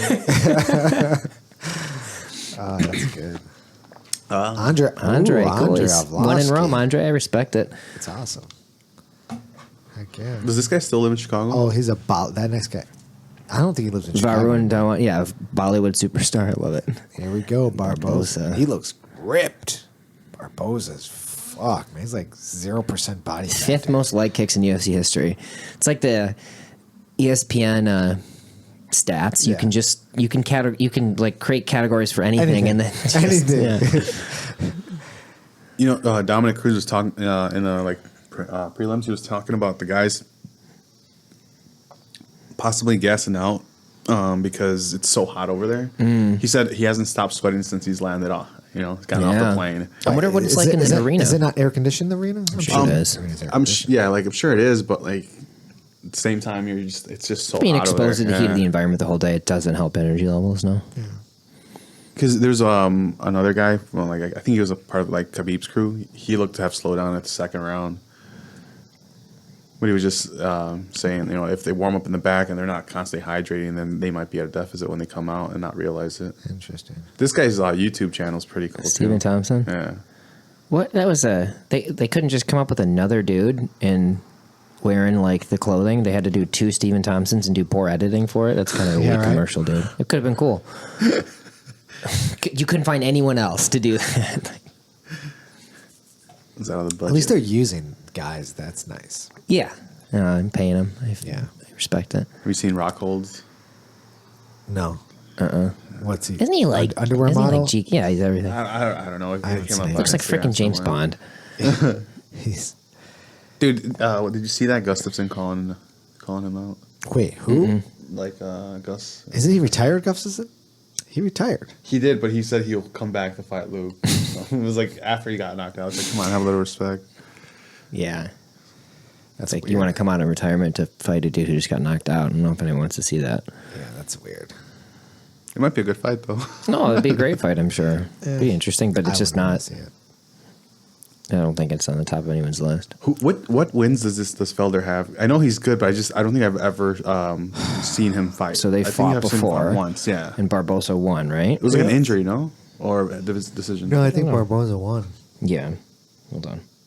Let's see. They're showing a little replay here. First fight as well was fight. Oh, it was fight of the night. So I guess it was a good back and forth. Oh, yeah. Paul Felder's a great commentator too. He's good. It's kind of nice to see. It's cool the camera work, how much it's changed over the years. It's Right. like you got awesome cameras. It's nice to see all these guys that are in it, get to experience being, commentators and get to try out different roles, and as the sport's growing, they have, a career to look at, Yeah, it's always interesting to me. Like, what do you do after this? And it's hard because some guys just want to fight, and I don't think everyone wants to open up their own gym and coach. People want to do different things. Right. And it's good that the UFC takes care of their own in that sense. And they didn't. I'm sure they've gotten better, but I remember at a time didn't seem like it, or at least they had the reputation of not seeming like they cared when they were just trying to make money. Or just probably survive as a business. Yeah, I think it was more of that. Yeah. And That's what I meant. Now they've got the deeper pockets. They kind of I mean, I miss, Mike Goldberg has been around for so long, But Jesus. Yeah, Goldberg. Where is he right now? I don't know where he's at. Goldberg? Yeah, I don't know where he is. Mike Goldberg, the commentator with Joe Rogan. Yeah. And it is all over. It's kind of like Isn't he it. part of not Strike Force? What's the other one with Bellator? Yeah. I don't know. I if think he's he with was Bellator for a little anymore. bit. Dude, this was Yeah. one of the coolest knockouts. Yeah, that's crazy. It's hard to look at that. He never fought after that, right? That guy? that Terry guy- Adam? Is that his name? Terry Adam, yeah. He shouldn't. That's for sure. Fuck. He at least needed to take a couple months off. I don't think he remembers how to fight after that hit. Fuck. Remember Barbosa, just trying that spinning back or that wheel kick against Khabib over and over and over. No, it could be broke. That's a trust right there. That's a shout out to Paul Maloney. That's a truss. I hope he listens to this. I'm looking at a nice couple blue trusses right there. Yeah, he texted me earlier. Because you still doing the Fight Companion? Yeah, bro. Still doing it. Listen, if you can't show up, you can't text about it, okay? Yeah, what's he? I said, why? What's up? Just wondering. Fucking weird. He's such a weirdo. Just wondering. I love it. I'm like, all right, dude. Just wondering, still not coming. That guy looks like Fez behind him. Fez. I get to see him do it. Who's Fez? From that 70 show. Yeah. That's what I thought you were talking about, yeah. Oh, man. Dude, it's been a crazy. We haven't. This is the last podcast I did was a Fight Companion.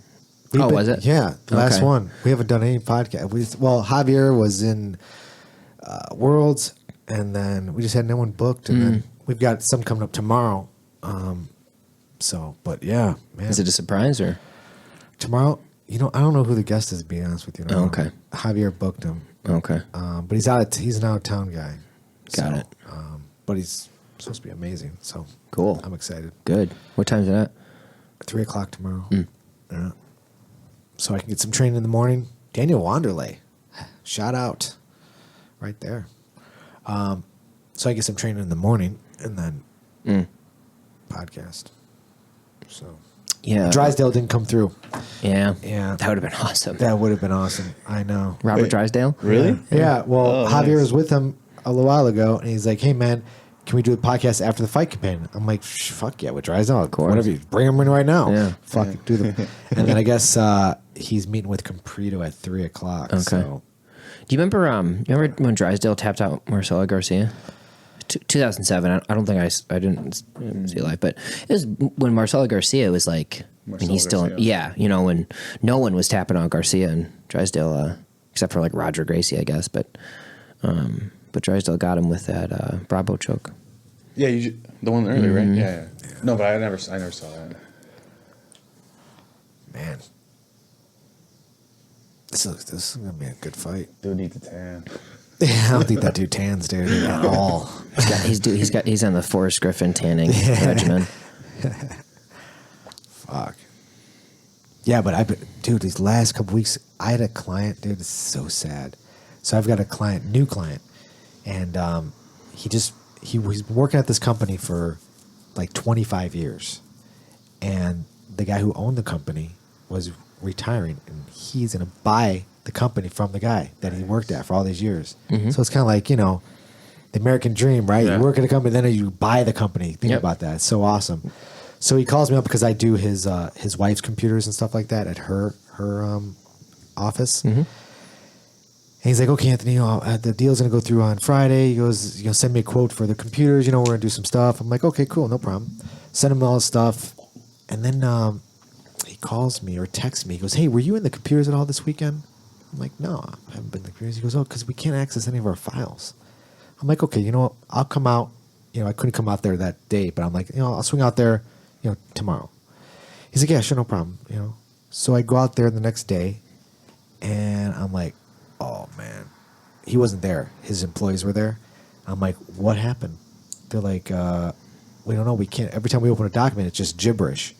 I'm like, "Yeah, I know." Oh no! Fucking crypto locker virus. No way! Fucking everything. Decimated gone. the company. Decimated it. Done. Oh my god! Nothing. All their data's gone. All gone. They erased the entire whole company. He erased whoever. So I had. So were they holding the information hostage or something? So the crypto locker, this one in particular, yeah, you have to email a certain email address, and they'll send you an information link to a Bitcoin where you have to then deposit 10, 20, 50, 100, whatever it's going to be into an account, and then they'll send you something that would then clean it. So I had to call this guy, felt horrible, telling him dude, it's all gone. There's nothing I can do. Fuck. So He actually paid for all this stuff. He bought it out and then they wiped it out. Is that what you're saying? Just so I basically understand? he coincidentally he buys the company on Friday. Comes in on Monday, and He's someone hacked. opened a fucking virus, basically. Someone One did of his it, yeah, employees of course. opened Clicked up on some link. Clicked on a link. Yeah. That So it was probably should- accidental? Accidental. Oh, 100% okay. accidental. I thought it was just No, like no, no. This is how they the get in. Is seller. they fish. There's They phishing phishing, emails. yeah, phishing emails. So and his employees are older. They're older Yeah. people. So maybe they did. Obviously they did. So I asked. I said, I said, well, do you guys have backups? Do you have older backups? They're like, we have this. We're supposed to swap out. We have an external hard drive that we swap in and out. I'm like, oh, that's great because as long as it wasn't plugged in, it didn't get infected. When was the last time you plugged it in? We don't know, not too long ago. I'm like, okay. So I take that with me and I check it out. They haven't plugged that one in a year. Oh, So God. I'm like, well, you have last year and before. I said, just missing this year, basically. Mm-hmm. So he was okay with it. He took it fucking like a champ. Like this Yeah. guy was cool, calm. He's like, okay. I'm like, really? Okay. All right, cool. So we move forward. I install, I set up everything, the network. And he's up and running and got everything good. But, he's just missing that 1 year of I can't stuff. believe that, dude. That's crazy. That's Crazy, dude. full.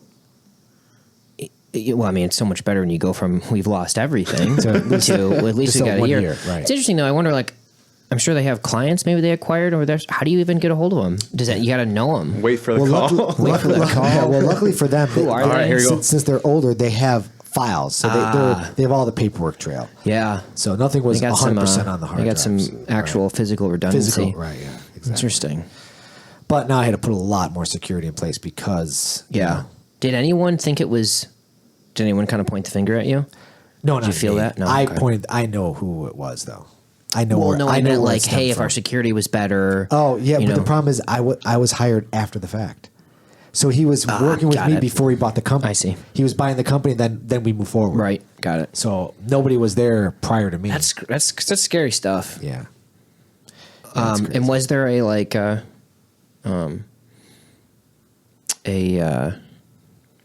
I don't know, like what do you call it, a hostage? Was there a situation where someone emailed and said, hey, to get your data back, pay this much? Was there anything like that? Yeah, I mean Okay. it's all over the place. How much were they asking? I don't know. I didn't ever email them Yeah, to find right. out.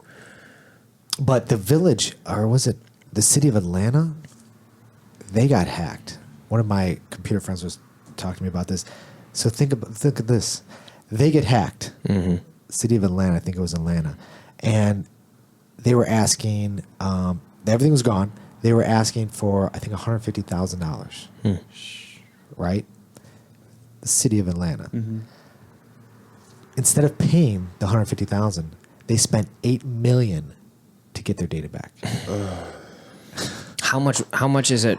Well, there's still a risk if you pay $150,000, they don't give it back and they ask for more, and it's like then you set a precedent that you're willing to pay, and then people do it again. Exactly. It's like I'm sure there was a value But- judgment there. Jesus. Oh, I mean, You it's know a what I mean? lot. It's kind of like $8 million to get your $8 data million to back. get it back. How do you get it back?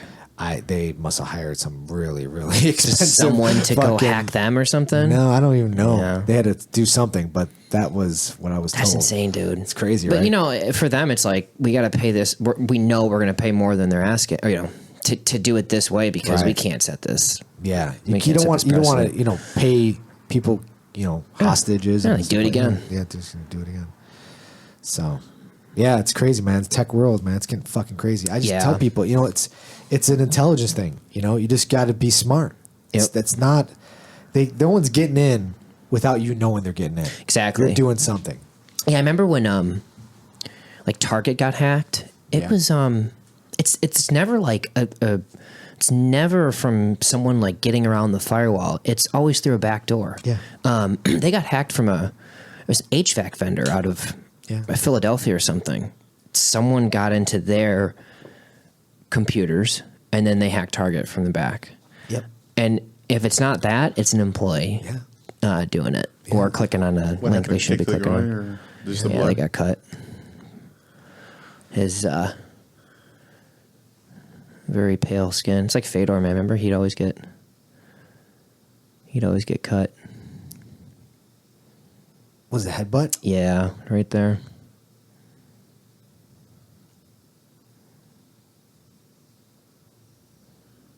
Yeah, my God, it didn't even seem like. Man, I don't know what was it.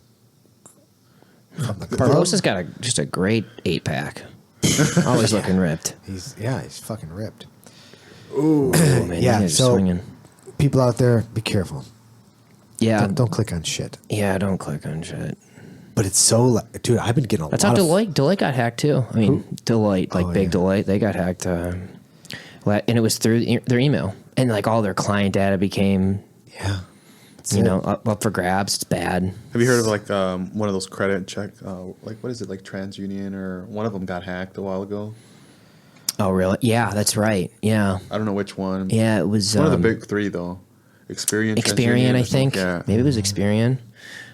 It's like if these people are the ones that are keeping our credit in check and they're getting hacked. Like, What's so funny is I deal with a lot of clients, and a lot of them come to me and say, well, can't we just, isn't there something out there? I'm like, think what you're saying. I mean, you live every day out here, right? There is nothing. If there was something I could sell you, I would sell it to you that would say, yeah, you're protected 100%. No, it doesn't work There's like nothing that. out No. there.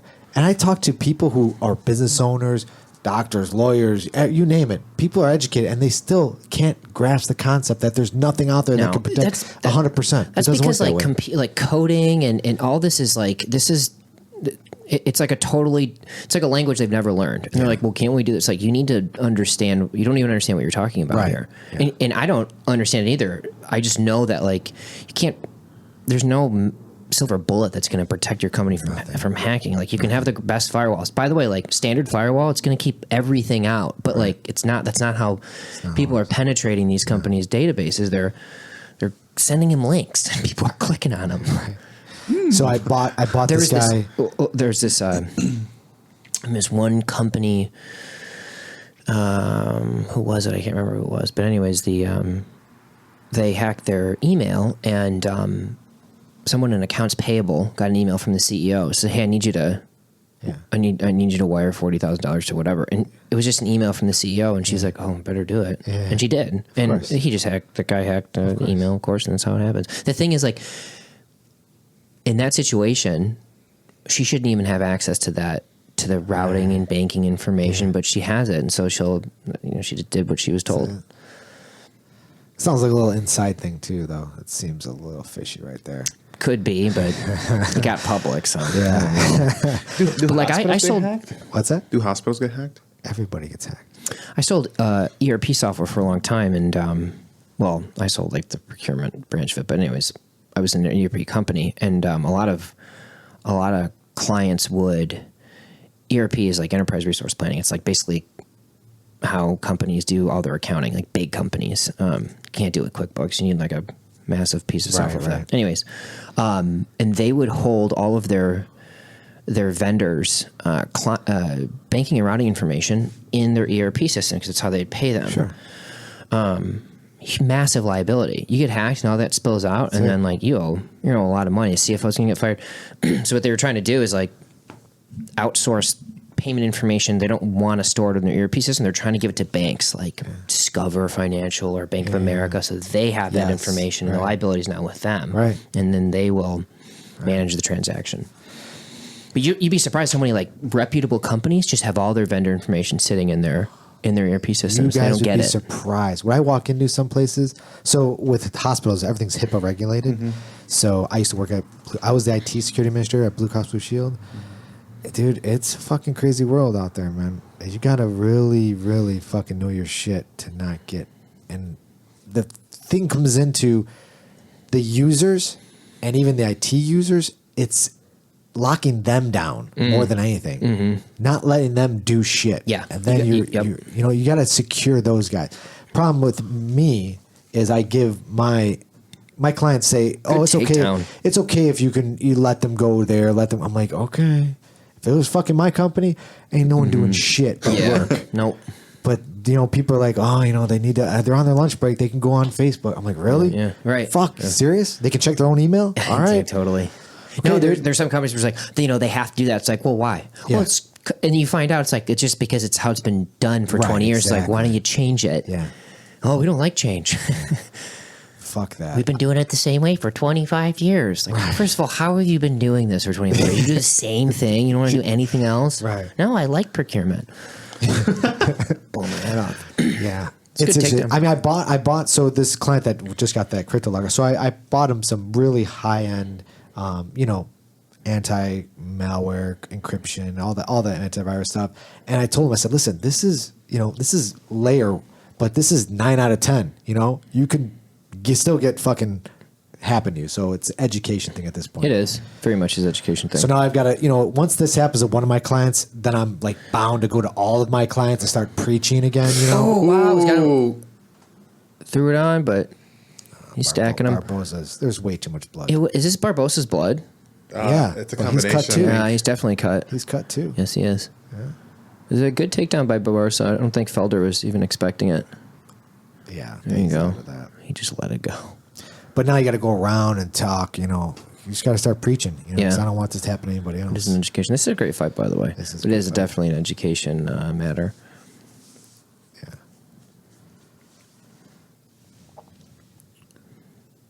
Man. Is there a mouse in the back of Felder's head there? Is that just his haircut on his right side of his head? No, that's what's it called? Vaseline. Like right above his brow. No, it's by his ear on his right side. Oh, by his ear. Yeah. Possibly he gets hit there when he does a spinning back fist. Let's see. Let's see. Yeah, Yep. what is that? Oh, yeah, I don't know what that that is. is. That is. Is that what that is? Yeah, that it's or a a tumor. nasty mouse. On the back of his ear, or on the back of his head. Yeah. It's crazy. Dude, Yeah, what's- these guys are throwing hard. Didn't they have a show where they would show like after the fight, like the recovery, didn't they do something kinda like crazy. something like that? I don't know. Dude, Let's see it.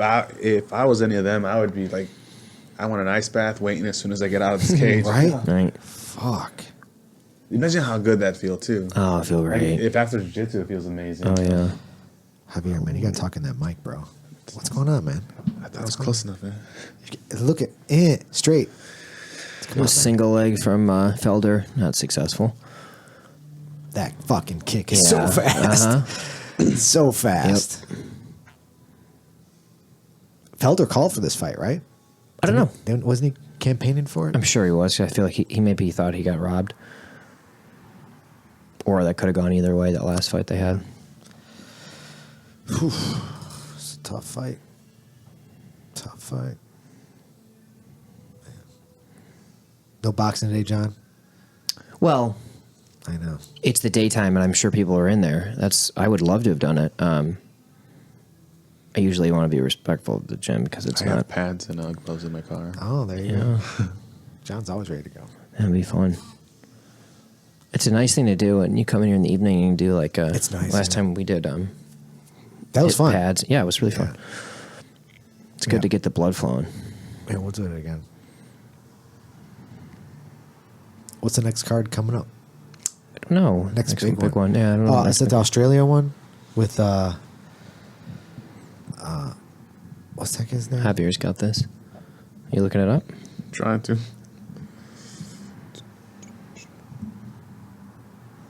I think it's the Australia card. I think that's the one I saw the last advertising. Whitaker versus. Yeah. Yeah. Adesanya. Is that how you say his name? Adesanya. Adesanya. That's what's his first name? Israel? Yeah. Yeah. That's it. Yep. Good takedown. That was good. See how he lifted his hips it like that? Yeah, he shot in right when he needed to. Yeah. If he hadn't, I think it would have been stuffed. What do you guys have so far? I don't know. I was talking too much to really pay attention. About IT security. Yeah. I'm all fucked I think Barbosa took that round because they're kind of even on the feet, it seemed like, and then he got that takedown. up. Yeah.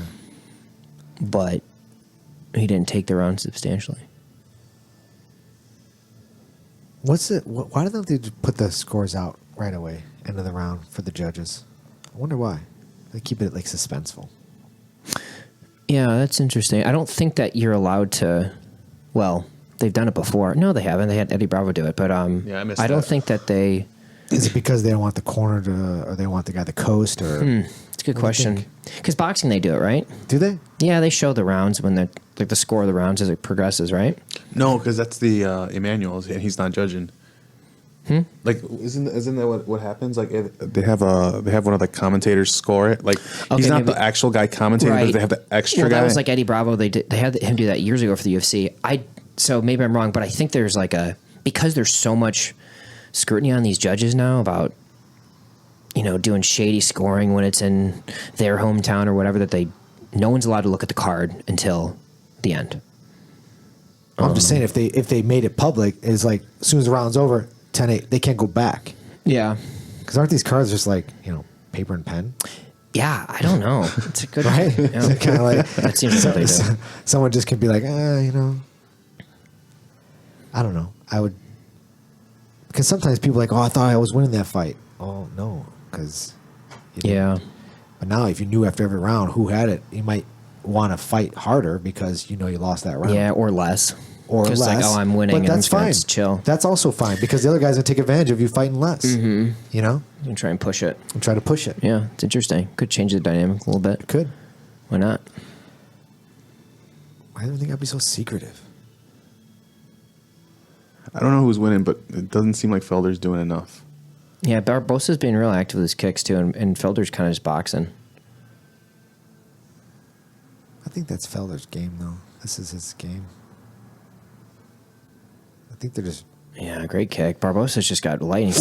Wow. That landed, too. Yeah. That was fast, that spinning back fist. He's just fast, Holy man. He shit. like doesn't wind up, so he doesn't telegraph anything. He just No, throws just- it just gone, from yeah. where he is in that moment. Yeah.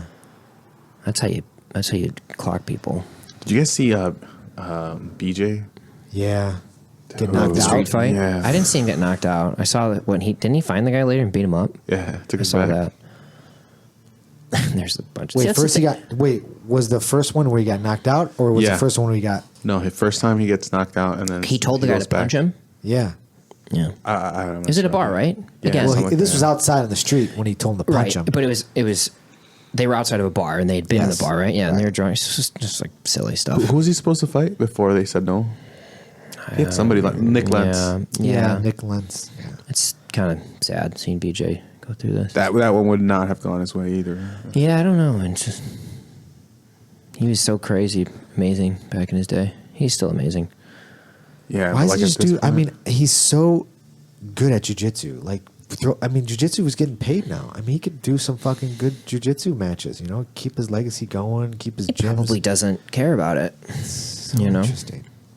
I don't know what interests him anymore. The whole thing with the Prodigy was because of how good he was at jujitsu. That's his whole name. He was you black know? belt, what, 2 years? 3. 3 years? And then he won the Worlds, like... Why isn't he just riding that, he into the probably just... sunset? Yeah, I'm sure he just doesn't care. Yeah. He likes to scrap, dude. It's fine. Combat jujitsu. There you go. Scrap. There you go. I'm sure. Best of I'm both sure. Like worlds. after doing MMA, he's like, I'm not doing combat jiu-jitsu, Not After yet, fighting right? George St. Pierre, he's not going to smack Gordon Ryan in the face. Oh, this is fun. I think Gordon Ryan takes him. For sure. BJ? Yeah, That was it. Gordon Ryan, Paul yeah. Felder just landed right there. So. There's a huge size difference, but then again, no, he just Remember, BJ Penn fought at heavyweight. Lyoto? Remember that? He Yeah. fought Lyoto Machida. That was a great fight. Fuck. It's so crazy to think Yeah, about. and like no one really noticed anything about Lyoto after that. I mean, like Lyoto actually, he was amazing. He fought a great fight, but he was just so much bigger. No one cared. Right. That's why I just never the advantage of the big guy to win. I mean, you lose, it's bad. Right. You win, no one cares. No one cares. Yeah. Interesting. But Lyoto was like, dude, I love seeing him come in to kind of disrupt the whole. He was a disruptor for the game. Yeah. Came in with a traditional style and kind of showed everyone, hey, this stuff can work. that Machida era, man. Yeah, you remember that's a famous Joe Rogan line. But it Welcome only to the lasted, Machida era. only lasted one fight. That was it. Aw. Poor Machida. Yeah. That was it. No, he was awesome. I would have liked to have seen him, reign up there for a while. Him versus Rockhold. Oh, that was. Rockhold got him to the ground, and it was. Yeah. He couldn't do anything with him. Yeah, Barbosa won this fight. Yeah, I think for so. sure. Yep. Yeah. Yeah. Yeah, you got to give it to Barbosa. Yeah, I think you give it to Barbosa there. Good fight. Felder probably needed to come with a little more. He's like copying Barbosa. He's like, wait, I should do this too. It's okay. I mean, Felder's a tough dude, but Yeah. That They're switch kick. It's beautiful. Just fast. Ooh. so what is it? Do you think that he doesn't have like these guys just are just perfectly matched against each other, where it's just such a close thing? They can't knock each other out. You know what I mean? They're just it's just like, what is it? What is it that creates fights like this?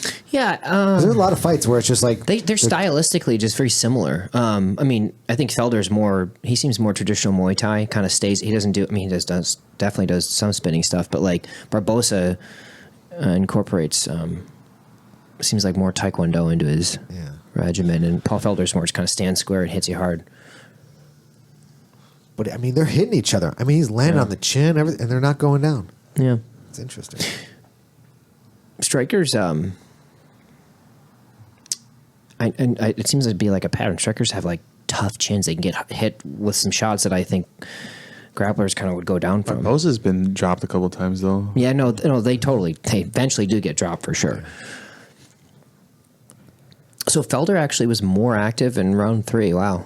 Yeah. In terms of striking, significant strikes. He did get taken down. He got taken down. Interesting.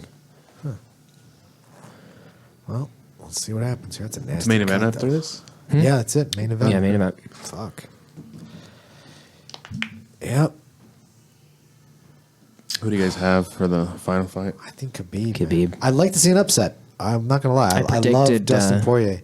round Fourth 4. round. Yeah. Round 4. Yeah, I think Poirier's going to come like he trained like hell for this fight, so he'll be prepared on the ground. And I think Khabib isn't going to be extremely like as aggressive as he was against McGregor because just I don't know, less bad blood, whatever. But then he'll just wear him down, and then he'll eventually get into the ground. Wow! What? Gave it to rubber match. Fuck. Here we go. They gave it to Felder. Okay, Did. I don't think. Yeah. I mean, I was talking about IT security too much to probably do much of a judgment call here, but there you go, Felder. I Good think job, everyone bud. was. It was a split decision. I think. Wow. Yeah. Okay. So one judge thought he won it. I kind of thought Barbosa in the takedowns. Beautiful. Wow. Look at this. Very emotional. It's awesome. Okay. That's awesome. He must feel so good. How good does he feel right now? Yeah, because I know he thought he lost. For sure, he thought he lost.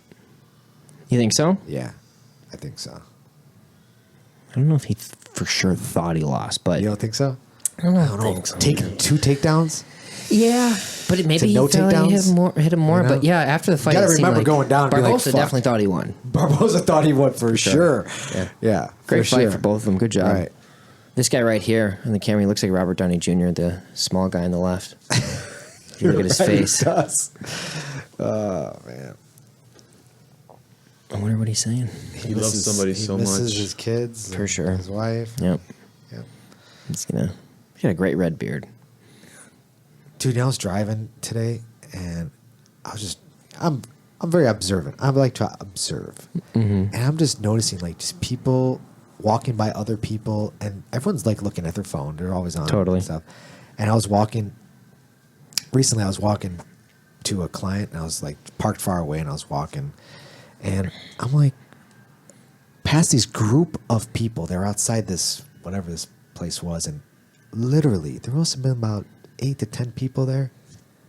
Everyone was on their phone. Oh, it's so And I'm bad. like, I'm up, eyes up, looking on. I rarely am I on my phone, so I'm looking at all of them. I'm like, I can just walk up to them and just do whatever the fuck I want. Just kill 'em.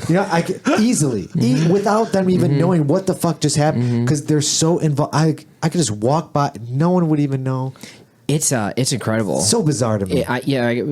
When I was working for my last company, I was spending a lot of time in airports and traveling. Yeah. And if you walk through an airport and you look around, 90% of the people are looking at a screen. Yeah. It could be a laptop. Most time it's a phone. Yeah. Sometimes it's an iPad. It's insane how many people are sitting there and their attention is in a totally different world than what they're actually Totally sitting different. in. It's a little creepy. But it's got to be huge for criminals. Criminals can literally just walk up to people and just take their shit. Yeah, I think Who's in about the thing? like. Who's in this? Like, who did you see it? No, I was looking at my phone. Yeah. What the fuck just happened? Yeah. I have no idea. No eyewitness accounts No anymore. eyewitness No, accounts sorry, man. I anymore. was texting. Yeah, I didn't no, see who it's- killed him. what the fuck? I was texting, dude. I was texting my boy. Yeah, very like anti-natural. It's like we're so used to being in these cities where like there's not really an imminent danger. It's like we can just be, our focus can be in cyberspace. Right. It's where our minds spend most of their time, it seems like, and it's exhausting. But I also I don't know if you ever just go out into like nature, you go camping or whatever, and you notice like when people are loud, like you can be loud in a city. People are naturally loud in a city. Walk around, kind of shouting. You go out in nature like that, and every living thing around you moves away from you, or they stop.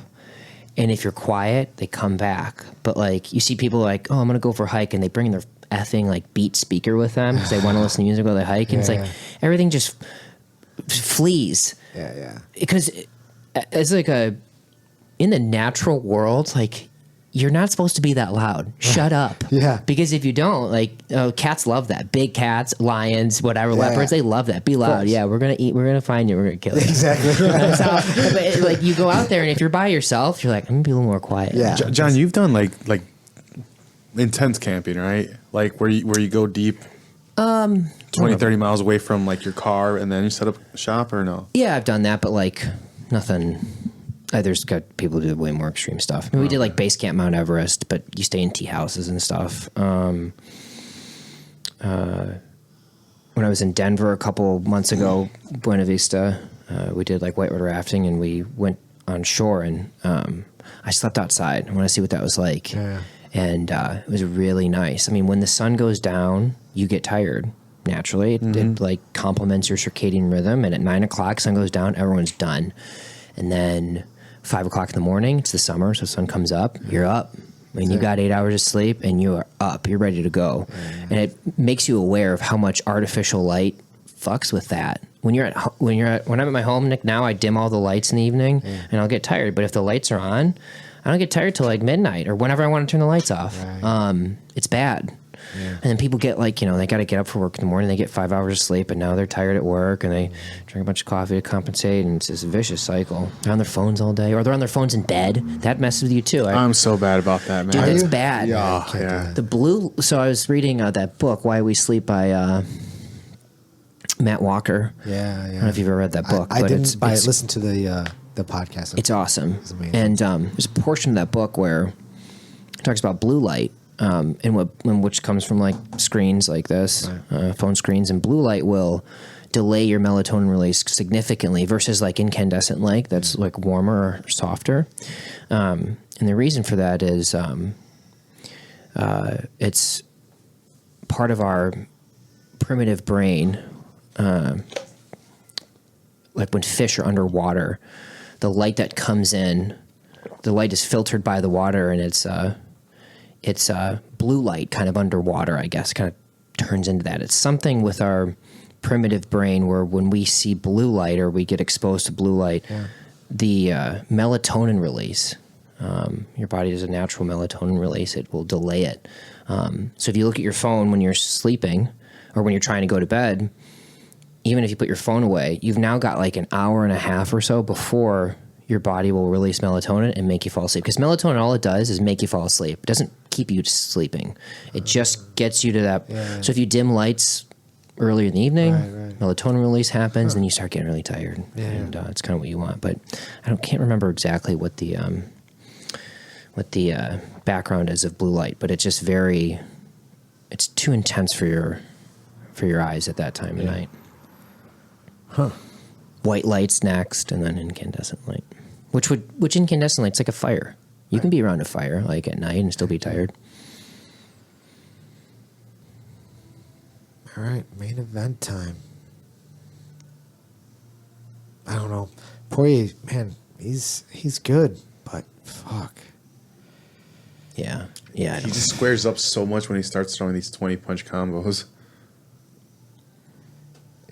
Did you guys see him versus Korean Zombie? Yeah. That was good. Amazing fight. He submitted him, right? I don't even remember. I just know it was an epic fight. I think he submitted him. I think that was Poirier did? Yeah, I think he submitted Korean Zombie. I didn't see it. Let me see. I'm gonna have to look that up.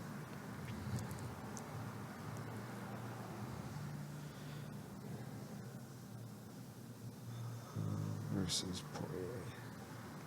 I love that they both said that the next person to fight them is Tony Ferguson. Like, oh no, Korean Zombie submitted Poirier. Okay, I would have been surprised if it was the other way around. Yeah. Was it a Darce? It just says submission round 4. It doesn't say what it was. But it was. I remember it was a submission, but sorry. No, and just look at your phone in general. It like drains you of having your mind switch back from modes of like being here to your phone, here to your phone. Yeah. It drains it of like creative energy too. If you're on your phone all day and like then you have to do work, or you have to do something else, like you're at a leg down from there from being on your phone. See, to me, it feels like it saps my creative energy, like being on it too much. Yeah. I hate it. I hate that it's like now totally integrated into the business world too. It's like email right away. Now we can all respond to emails like instantly if we want to. You can always be on that fucking thing. I think text is text messaging to me is probably the most, I can't stand that. I hate it. Yep. I can't stand that. Social media is bad too. I'm not on social media. But I'm backing away from social media. But the text, what really bugs me with text, because there's no context to what how the person's saying it. And some people only like to talk through text. Like I'll have clients text me and I don't know what, I in my head I'm reading it. I'm like, is this guy being a fucking asshole right now? Because I'm reading it like he's an asshole. But he's not, he's not. Yes. But the way he texts, the way he wrote it out, it's kind of like. Really dragged. Yeah, it's kind of like what? I'm like, who the fuck you talking to? Yeah. Because I'm reading it like that. Yeah. But that's not how he interpret. That's not what he meant. So it's really fucks with my head because now I'm getting all this bad shit because I'm reading. You don't know people. if you're just making it up. Yeah. So I'm like, just fucking call me. Mm-hmm. I need to hear your fucking voice. I need to hear how you're expressing what's going on. I don't need you to fucking text me. Yeah, shit. I tell that to people now too. It's like they're like, you don't respond to my text. It's like you need to just call me because I hate being on my phone. And there's so many now. Like everyone has this expectation that you should be able to respond instantly. And if you don't, they're like offended. And it's like I'm not on that thing. Don't text me. Just call me. Right. And if I feel like picking up, which by the way, if I don't feel like picking up, I'm not gonna pick up. Right. And like if I'm doing something, a phone call is very weird too because it's like it would be like you were doing something, me walking in the room like, hey Zito, talk to me. Stop what you're doing. Talk to me right now. It's an interruption. Exactly. And people are like, it's weird. It's almost like because contact can happen whenever they want, they feel like you're ignoring me if I don't. Yes. It's like if you were to walk into a room and I'm doing something, I would tell you to go away if I was doing something. The same way, like I'm not answering that phone call and I don't have to answer if I don't want to. Right. I don't have to respond to a text message if I don't want to. I will respond when I'm ready. Yeah. But people can get offended by that, especially with relationships. Like, you can respond to my text. Yeah. I'm going to respond when I feel like it. Yeah, I want like, so I've lived through the eras, right? So I've come from where we had no, we just had like just telephone, and if your friend was home, he was home. If he wasn't home, walk around, look for him. Yeah. You know, that was it. You had to show up because now you can cancel plans with a text message. You'd be like, I can't make it. Yeah, exactly. Before it's like you didn't show up. Like where was he? Like it allows people to be like sayers. It allows people to be weak and like not show up when they say they're going to do things and all that shit. I hate it. It's like because you can just send a text message now and be like, oh, sorry, something came up or whatever. Sorry. I was like, I'm running out of Mexican time. No, that's good. But, dude, I was late too. It's fine. Okay, cool. Definitely not. I have punctuality issues. Yeah, and then we had beepers, you know, and it was like, fuck yeah, let's just page each other and then call each other back from the payphone on the street. You know? And then we moved from there to fucking what do we have after that? Some type of cell phones. Then from cell phones, they weren't really that popular but then they had no battery. Nextels were like huge. Me and my friends all had Nextels. We just chirp each other. Remember those commercials with the guy that NYPD Blue? Like the chief, he like was a big Nextel. Like, really? I didn't know. I don't remember that. No, but yeah, then cell phones became more and more popular, and then texting. I want texting to go away and give me the next thing. Hopefully, it's better. Dude, texting when it came out, it was for. I remember it being advertised. One of the advertisements was like two people were at a concert, and they couldn't talk to each other. They didn't know each other, and they would just, I sent a text message. Because in an environment where it's too loud and verbal communication isn't going to work, we can do this. Couldn't call them. Right. Okay, so that makes sense to me. Yeah. But now it's being it's replacing every form of conversation. It has its own modality of communication now where it's taking over, where it's like, sometimes I'm texting with someone, I'm like, you ask me too many questions, man. I'm calling you. I'm not typing paragraphs to you. I'm just going to call you and we'll have a conversation and we'll be done with it. It's gotten too much. It's fallen too much in the direction of replacing face-to-face. And what's with phone calls? when you text someone and then they respond and then you're like, you know what, I'm just going to call them. And then they don't answer. Dude, I want to jump through that phone and choke that fucking person. Like, what? There's no fucking way. You literally just responded to my text and now you don't answer the phone. Kids. It's like kids do that. It's like people, like college kids, early 20s, like, oh, sorry, I was doing something. No, you weren't. Just don't be a coward. Just listen to my voice and we'll have a conversation. Otherwise, I'm not texting anymore about this. They don't want to fucking. I'm going to hide behind that. Oh, it drives me crazy.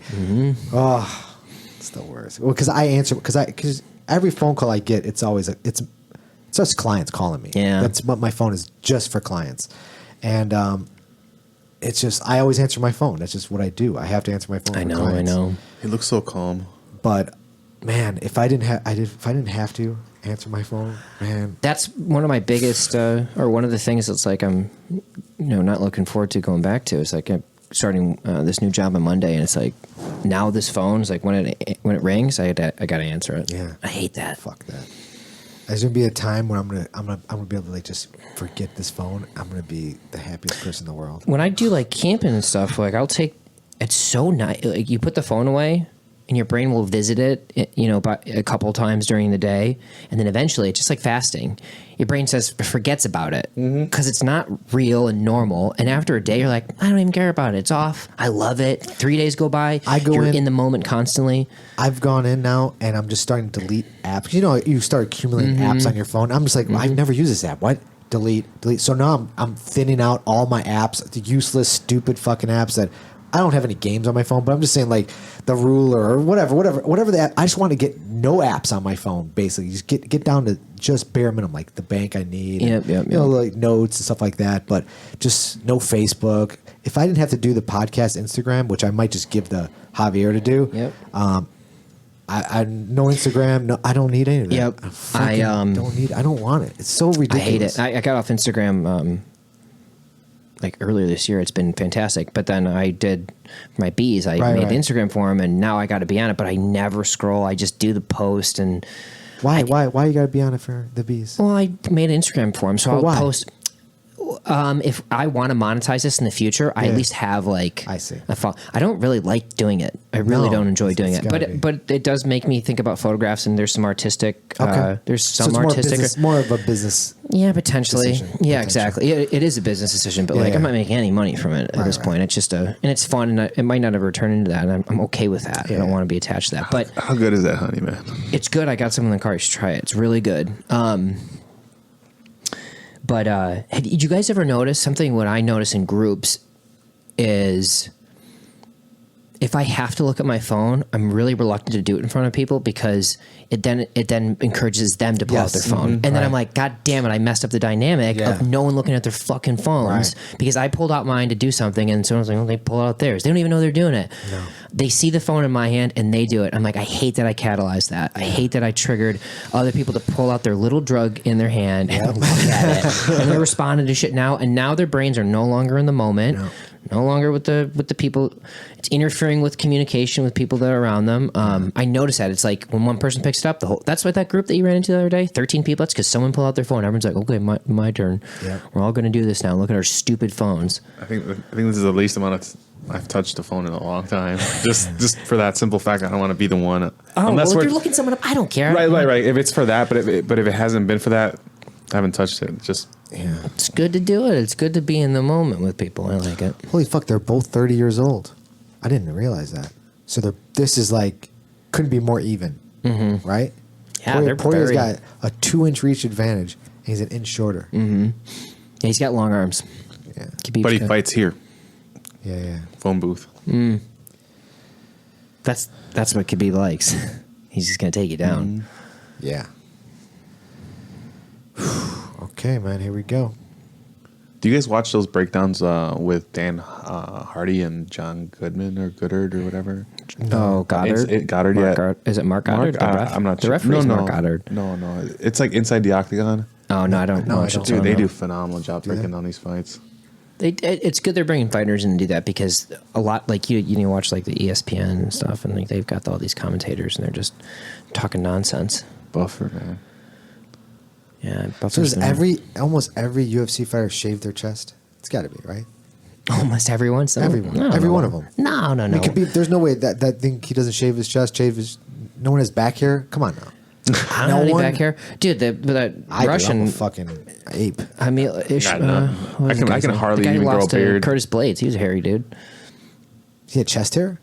The guy who lost Curtis Blades. Oh yeah, he did. Yeah, he was Yeah, you're right. He is not a grooming type.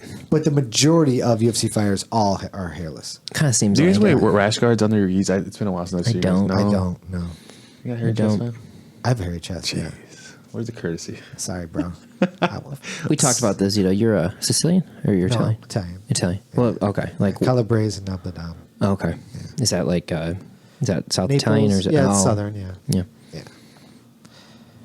Yeah. Yeah. It's hairy. What are you gonna do? Yep. But look, no arm hair. These guys have no hair. Poirier, like, yeah. I'm not saying it's a bad thing. I'm just saying I noticed it.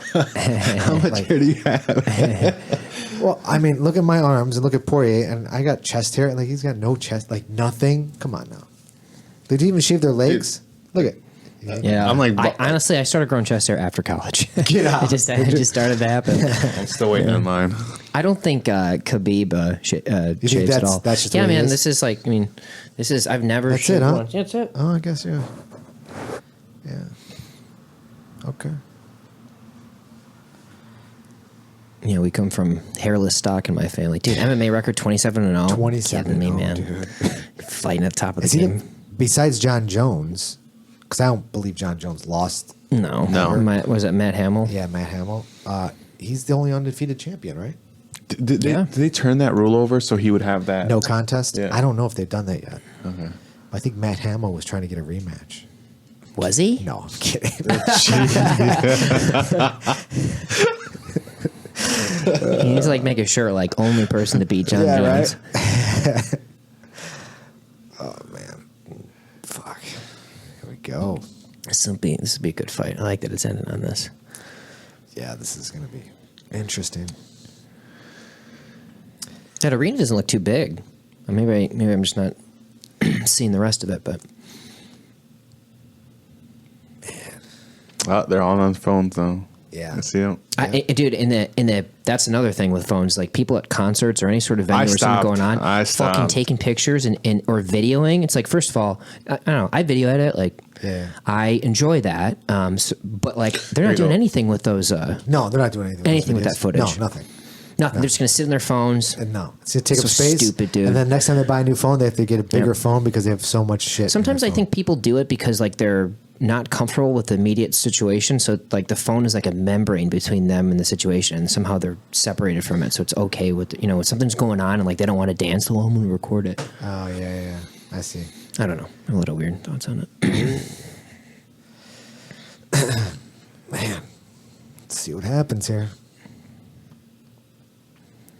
Poirier can touch him. Do you think he might do that knee since he's bound to shoot Oh, the knee. the flying knee or just like a He You might. said he's what?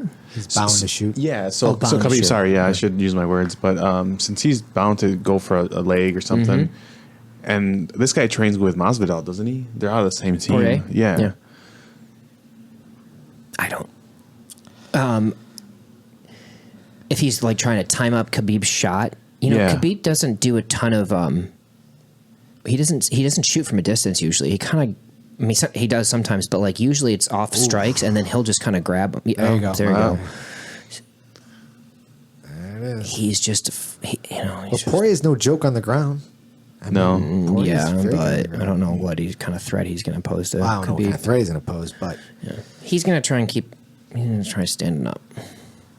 Poirier has Obviously. got cardio for days.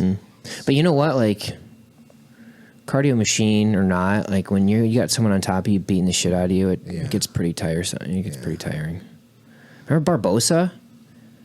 Like he's got cardio for days, and at the end of that fight, man, I mean, he still looked great, but Khabib just breaks people. he does. Just breaks them. They got nothing. What does he say? Smash you? I smash you. Smish. Oh, look at this. No. Oh, Oh, my no. God. Damn, did you just roll with that? Fuck. Mm-hmm. It's the first round. Give me First your round back taken. Back Shit. taken. That's it. Don't want to be here. Oh, that's. He Does not gouged his care. eyes. Yeah, Like accidentally, grab but his like, nose. yeah. What are you going to do? He's got to grab it. It's part of the body, right? You Yep. just grab the face. Mm-hmm. The claw. You guys remember that move, the claw? Oh, no. Come on. Come on. Oh, no. Don't you dare. Don't tap yet. First Come on, round. Could be that Dustin. tired. Come on, Dustin. Making it. I find myself rooting for the guy who's losing most fights. Like, Just so it yeah. lasts. You just want a good fight. I just want a know? good fight. Yeah, I just Yeah. want no controversy. I want a good fight. Like, He's what is putting this? his hand over his nose a little bit. Oh, no, he's trying to lift his face. Yeah. to get under the chin. Yep. Interesting. He'll do Punch it. him, He'll then do go it. back to the Oh, choke. this is gonna be it. This is No. gonna be no, it. Pull his no. arm off. and There then you go. Good. I don't know, dude. That's a fucking That's strong. grip, You know, he's man. he's squeezing. Oh my god, Yeah, that that neck hurts. He's just gonna try and wait it out. Good, yeah. Poirier's just like he's tough, dude.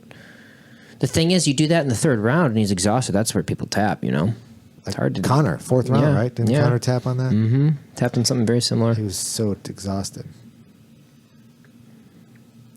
All right, got out of that. He's back up at least. But we've never seen Khabib hurt. God, people always turn their backs. I'm sure it's how Khabib grapples too, but like it always seems like he's in this position. You know, he's always behind someone. He's great at bringing people down without like spectacular takedowns. He kind of shifts his weight to their side and then Yeah. just drags them down. He's just controls he's hip. a wet he blanket. controls the fucking Mhm. hips, and you're not going anywhere. He's a master. Look at this. Wow. Good sweep, foot sweep. It's clever. I think that's. Clever That's what I'm saying. sweep. Like, so his grappling style is so it's it's influenced by sambo, probably judo. It's not like a Ben Askren freestyle. Even though Ben Askren's Rolling very knee bar. unorthodox, Look at he this keeps thing. trying for that switch. That's what, yeah. What do they call Khabib that? is just Whizzer? What do they call it? Yeah, I don't even What think is it? it's a switch. Honestly, I can't remember what it's sit-out? called. Yeah. The problem is when someone's like holding your hips like that and they just follow him. That's what it Yeah, it's doesn't awesome. work. Now he's on mount. I mean, he's Yeah. somewhat of a mount. I don't know what you'd call this. He's mounted him, right? Oh yeah, he's mounted. Just doesn't have his back on the ground. Oh my god!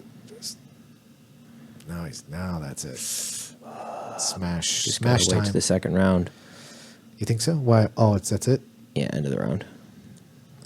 Poirier has to do. Did Poirier say good job? I don't know. It looked That like Poirier said good that's- job. That's not a good first round for Poirier, man. Yeah. And No, it's not a good first. no, round at all. you know what? Like, the it's worst not thing because that Poirier's happened. doing anything bad. It's just I think Khabib is just very hard to deal with. How do you? I mean, everyone knows his game, and everyone prepares for it. They're like, "Yeah, I'm prepared." gotta I'm stop prepared." it, dude. You Yeah. cannot. Beeb's No one like- has his yeah. number yet. Do you guys remember- 27-0. I met Mike Brown at an Arnold Classic a couple of years, like probably 10 years ago at this point, but Mike Brown, this guy on the right. Yeah. Do you remember him fighting Yeah. Faber Faber, beating Faber twice, Yeah. right? He beat him twice. He knocked Didn't him out, didn't he? knocked him out with the right. Wait. His hands, I remember meeting him, his hands were huge. Bad. Big hands. Yeah, he's no joke. Who did he end up losing to? Aldo. Yeah, it was Aldo. Yeah. Yep. Yeah. All right, round 2. Fuck. Like, all right, Poirier. Let's see what you got.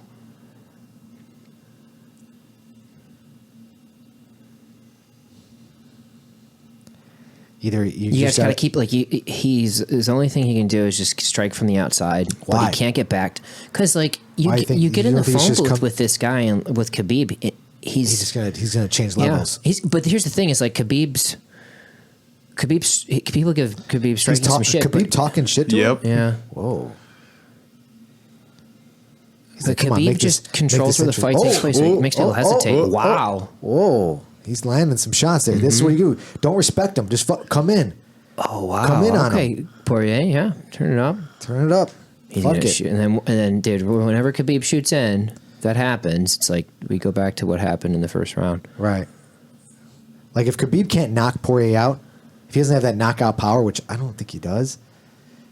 From the feet? From the feet. Yeah. I don't think he can knock Poirier out. I mean, Yeah, I'd be surprised if that happens. But Poirier can knock him out. Yeah. We've seen Poirier knock some fucking guys out. So, but what's these looping punches he's doing? He's really, that's kind of making He me a doesn't little nervous. probably respect too much of Khabib's strike. The thing is, Took a Khabib... deep breath.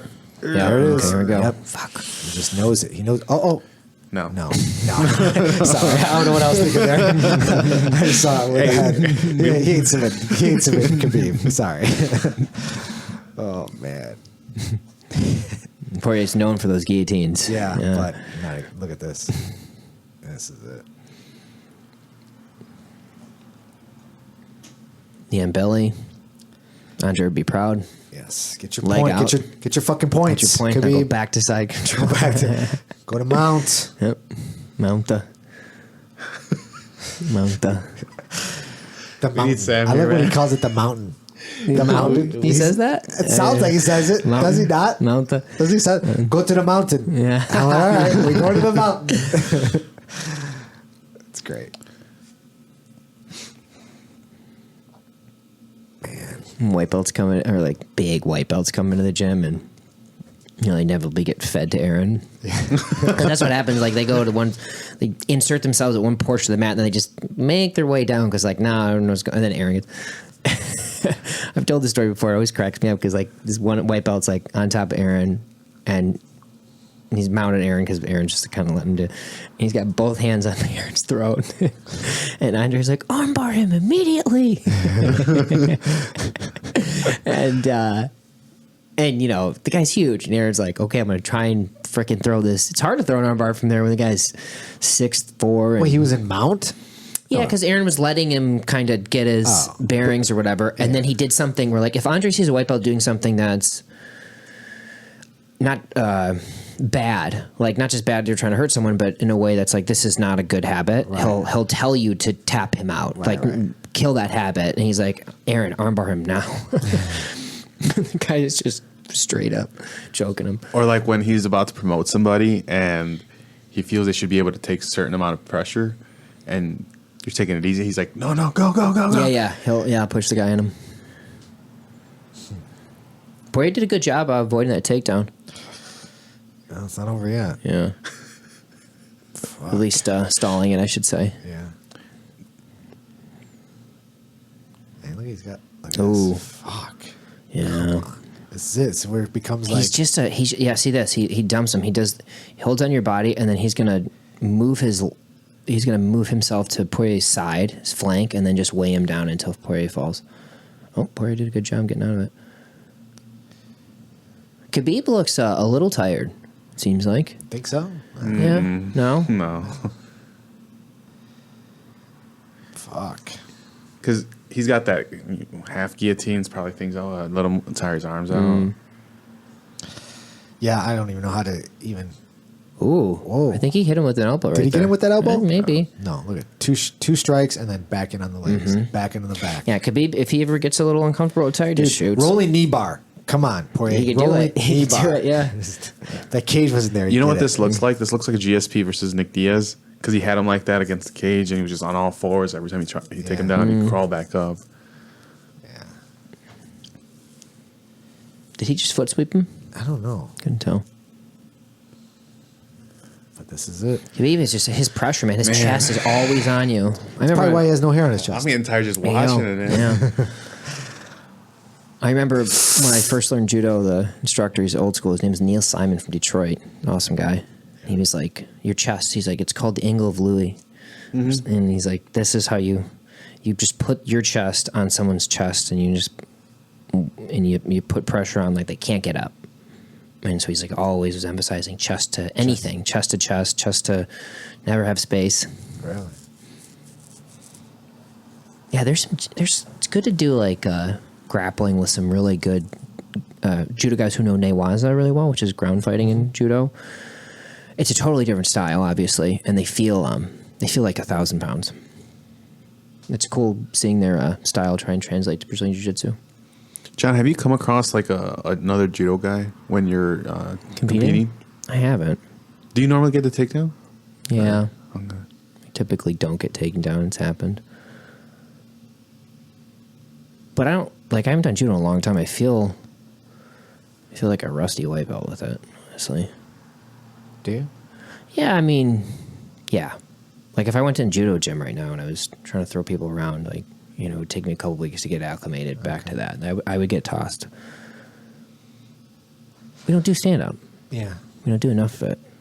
I'm The stand up when I look at Brazilian Jiu-Jitsu tournaments with a little bit of a judo lens, I mean it's terrible. It's abysmal watching takedowns. A lot of it's wrestling, or guys just pull guard, which is fine. But the stand up is, just not as strong. I get it. People don't emphasize it. Whatever. Yeah. Poirier needs to start pouring it on. What's with those looping? What's with that punch? Why is he not boxing him? What's with those you know what I'm saying, John? Like He's throwing him outside. But he probably tired. doesn't. Yeah, he probably doesn't. He probably doesn't think that. No, he's not gonna. Oh my! No. If he switched to If he had full without guard, the arm in, I'd think Oh, I don't about it. know. Put him to sleep. Wow, man, Can he put him to sleep? He's got something there. Because I don't know. Khabib for sure is not tapping. He No. can go to sleep for anything. It's an arm and guillotine and half guard. I don't think that's. But gonna to get him happen. over. Come on. No. don't stop. Is he gonna go? No, he's not out. Oh my God! Can you imagine he submits him? Oh my God! Can Jeez. you fucking imagine that? Khabib's out. Yeah, That is amazing. Yeah, You're not that gonna was a submit. good attempt, but he burned his arms out a little bit right there. Oh, man, Khabib just grabs your wrist like that. No, you're not posting, bud. He's angry too. Yeah, he's like, okay, It was business before. Now he's just angry. Yeah, right. He's like, "Fuck! You actually tried to beat me, motherfucker. Now I smash you more." Guillotine me. That was good. Like Khabib was fucking. Had to That was in a work out little of bit. that. Yeah, Dude, that's each time he gets him like that, he's right in his corner too. So Khabib did a good job there. He had him in half guard with his guillotine, which is not as strong. And Khabib focused on getting out of half guard and then rolling back and then rolling through and then rolling back and rolling. I mean, he's right in front of his father. I mean, come on. Is his dad there? Right Yeah, there. he's It's right in right front of him.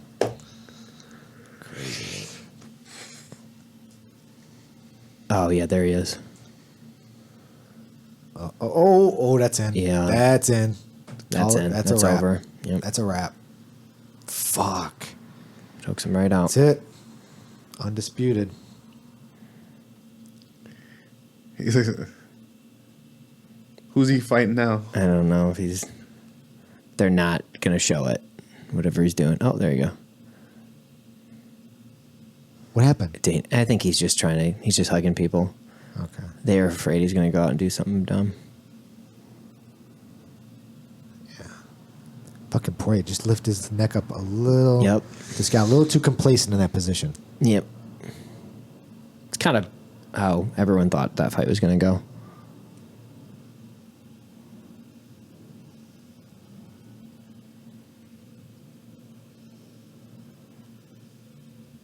Making his dad wear that goofy hat, the flat brim. Yep.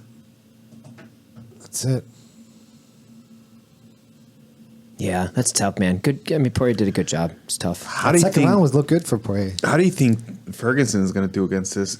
Khabib? Yeah, because you know how he holds him like that, right? But Ferguson's he's going to be throwing elbows. I don't think that's. You don't gonna do think so? No, I don't think. I mean, Ferguson's got a great ground game, so I think that'll be interesting to see how it matches up. But I think Khabib is just going to smother him. And it seems the same thing, but who knows? I'd like to be don't know. surprised. I really would. I'd like to be think wrong. that's the fight to make, though. Yeah, sure. Khabib Oh, versus for sure Ferguson, is. for sure. Yeah. I don't know how soon they're gonna do it, but Maybe maybe like a December card. But that'd be good. Actually, yeah, a couple months, depending on how Khabib feels after this fight. When was the last time Tony fought? oh wow, Yeah. I think it was against. Was who it Pettis? Yeah, it was Pettis. So let's see. So he lifted. Yeah. So he did a good job. He shot his arm through and lifted his head up simultaneously. This is over. Oh my god. He's squeezing as hard as he can. That's a hard squeeze right there. Yeah, he was almost out right there. Yeah. Forget it. Damn. It's tough. Tough to go out like that, but What are you gonna do? yeah, what are you going to do? Was it the fourth round? Third. Third round? Mm-hmm. Okay. Well, we said the fourth. Bright side, We they're did. both champs. They both get paid a lot of money for this Oh, fight. yeah. So Poirier did a good job. Good Poirier's for him. You know what I think it's cool about awesome. Poirier is I don't know if I would call it a resurgence in his career, but like I think that when people are in their like mid-20s, you know, they're athletic, they got all the skills, but they hit a point when they get to their 30s and their brains start to put everything together, and then they get real good and they get smart. Poirier's had a really good run. I hope he keeps going. I mean, he's only 30. He's only 30. Yeah, only 30, he's only yeah. gonna get better. Mm-hmm. This fight's gonna make him better. For sure. Yeah. Oh, they're I don't know what kind of prayer you call that, but it's like Muslims kids? do that Or no? Muslims do it at every 3 times a day or something. Something like that. Mm-hmm. I had some glance into that. Yep. I can't remember what it's called.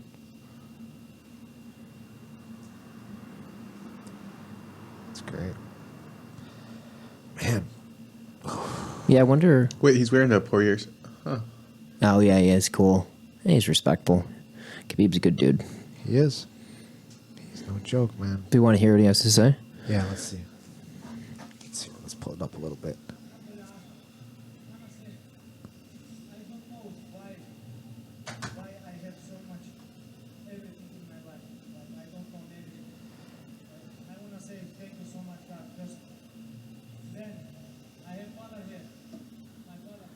Is this the first time his father's been live, right?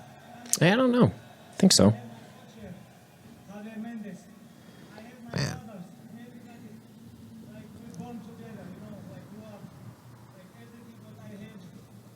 Strong community there, for sure. Yeah, for sure. That's how those regions go.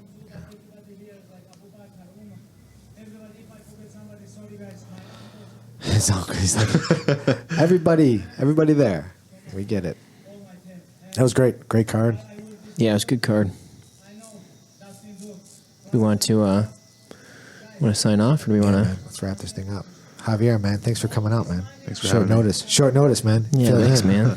Javier was great having Next time I'll drag Sam along. you. Yeah. Yeah. I'd love to get Sam, grab someone.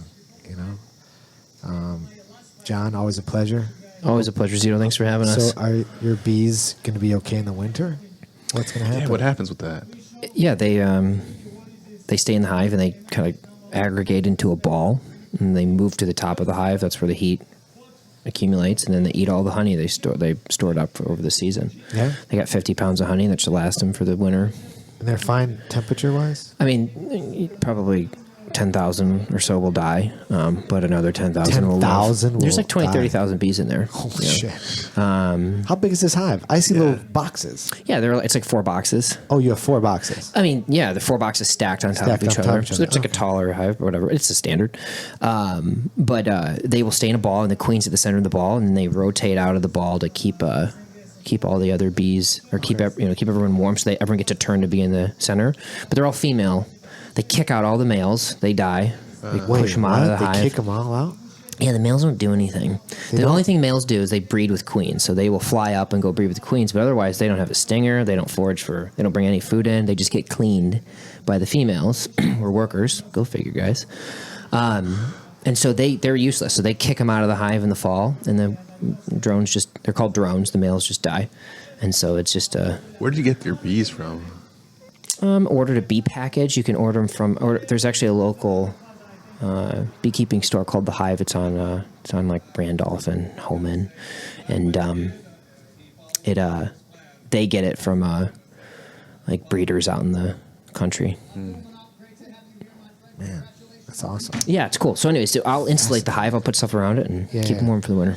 Oh, so you do some type of insulation? I do, yeah. I will try and insulate it. Just it gives them a better chance. They don't and the wild bees out in the forest preserves, they just chill there for the winter, and hopefully they survive. Some of them don't. Right. So I just try and give them a good chance. Okay. You're going to be trained tomorrow morning? Yes. Yeah. Yep, I will. I'll be there. But Javier, you?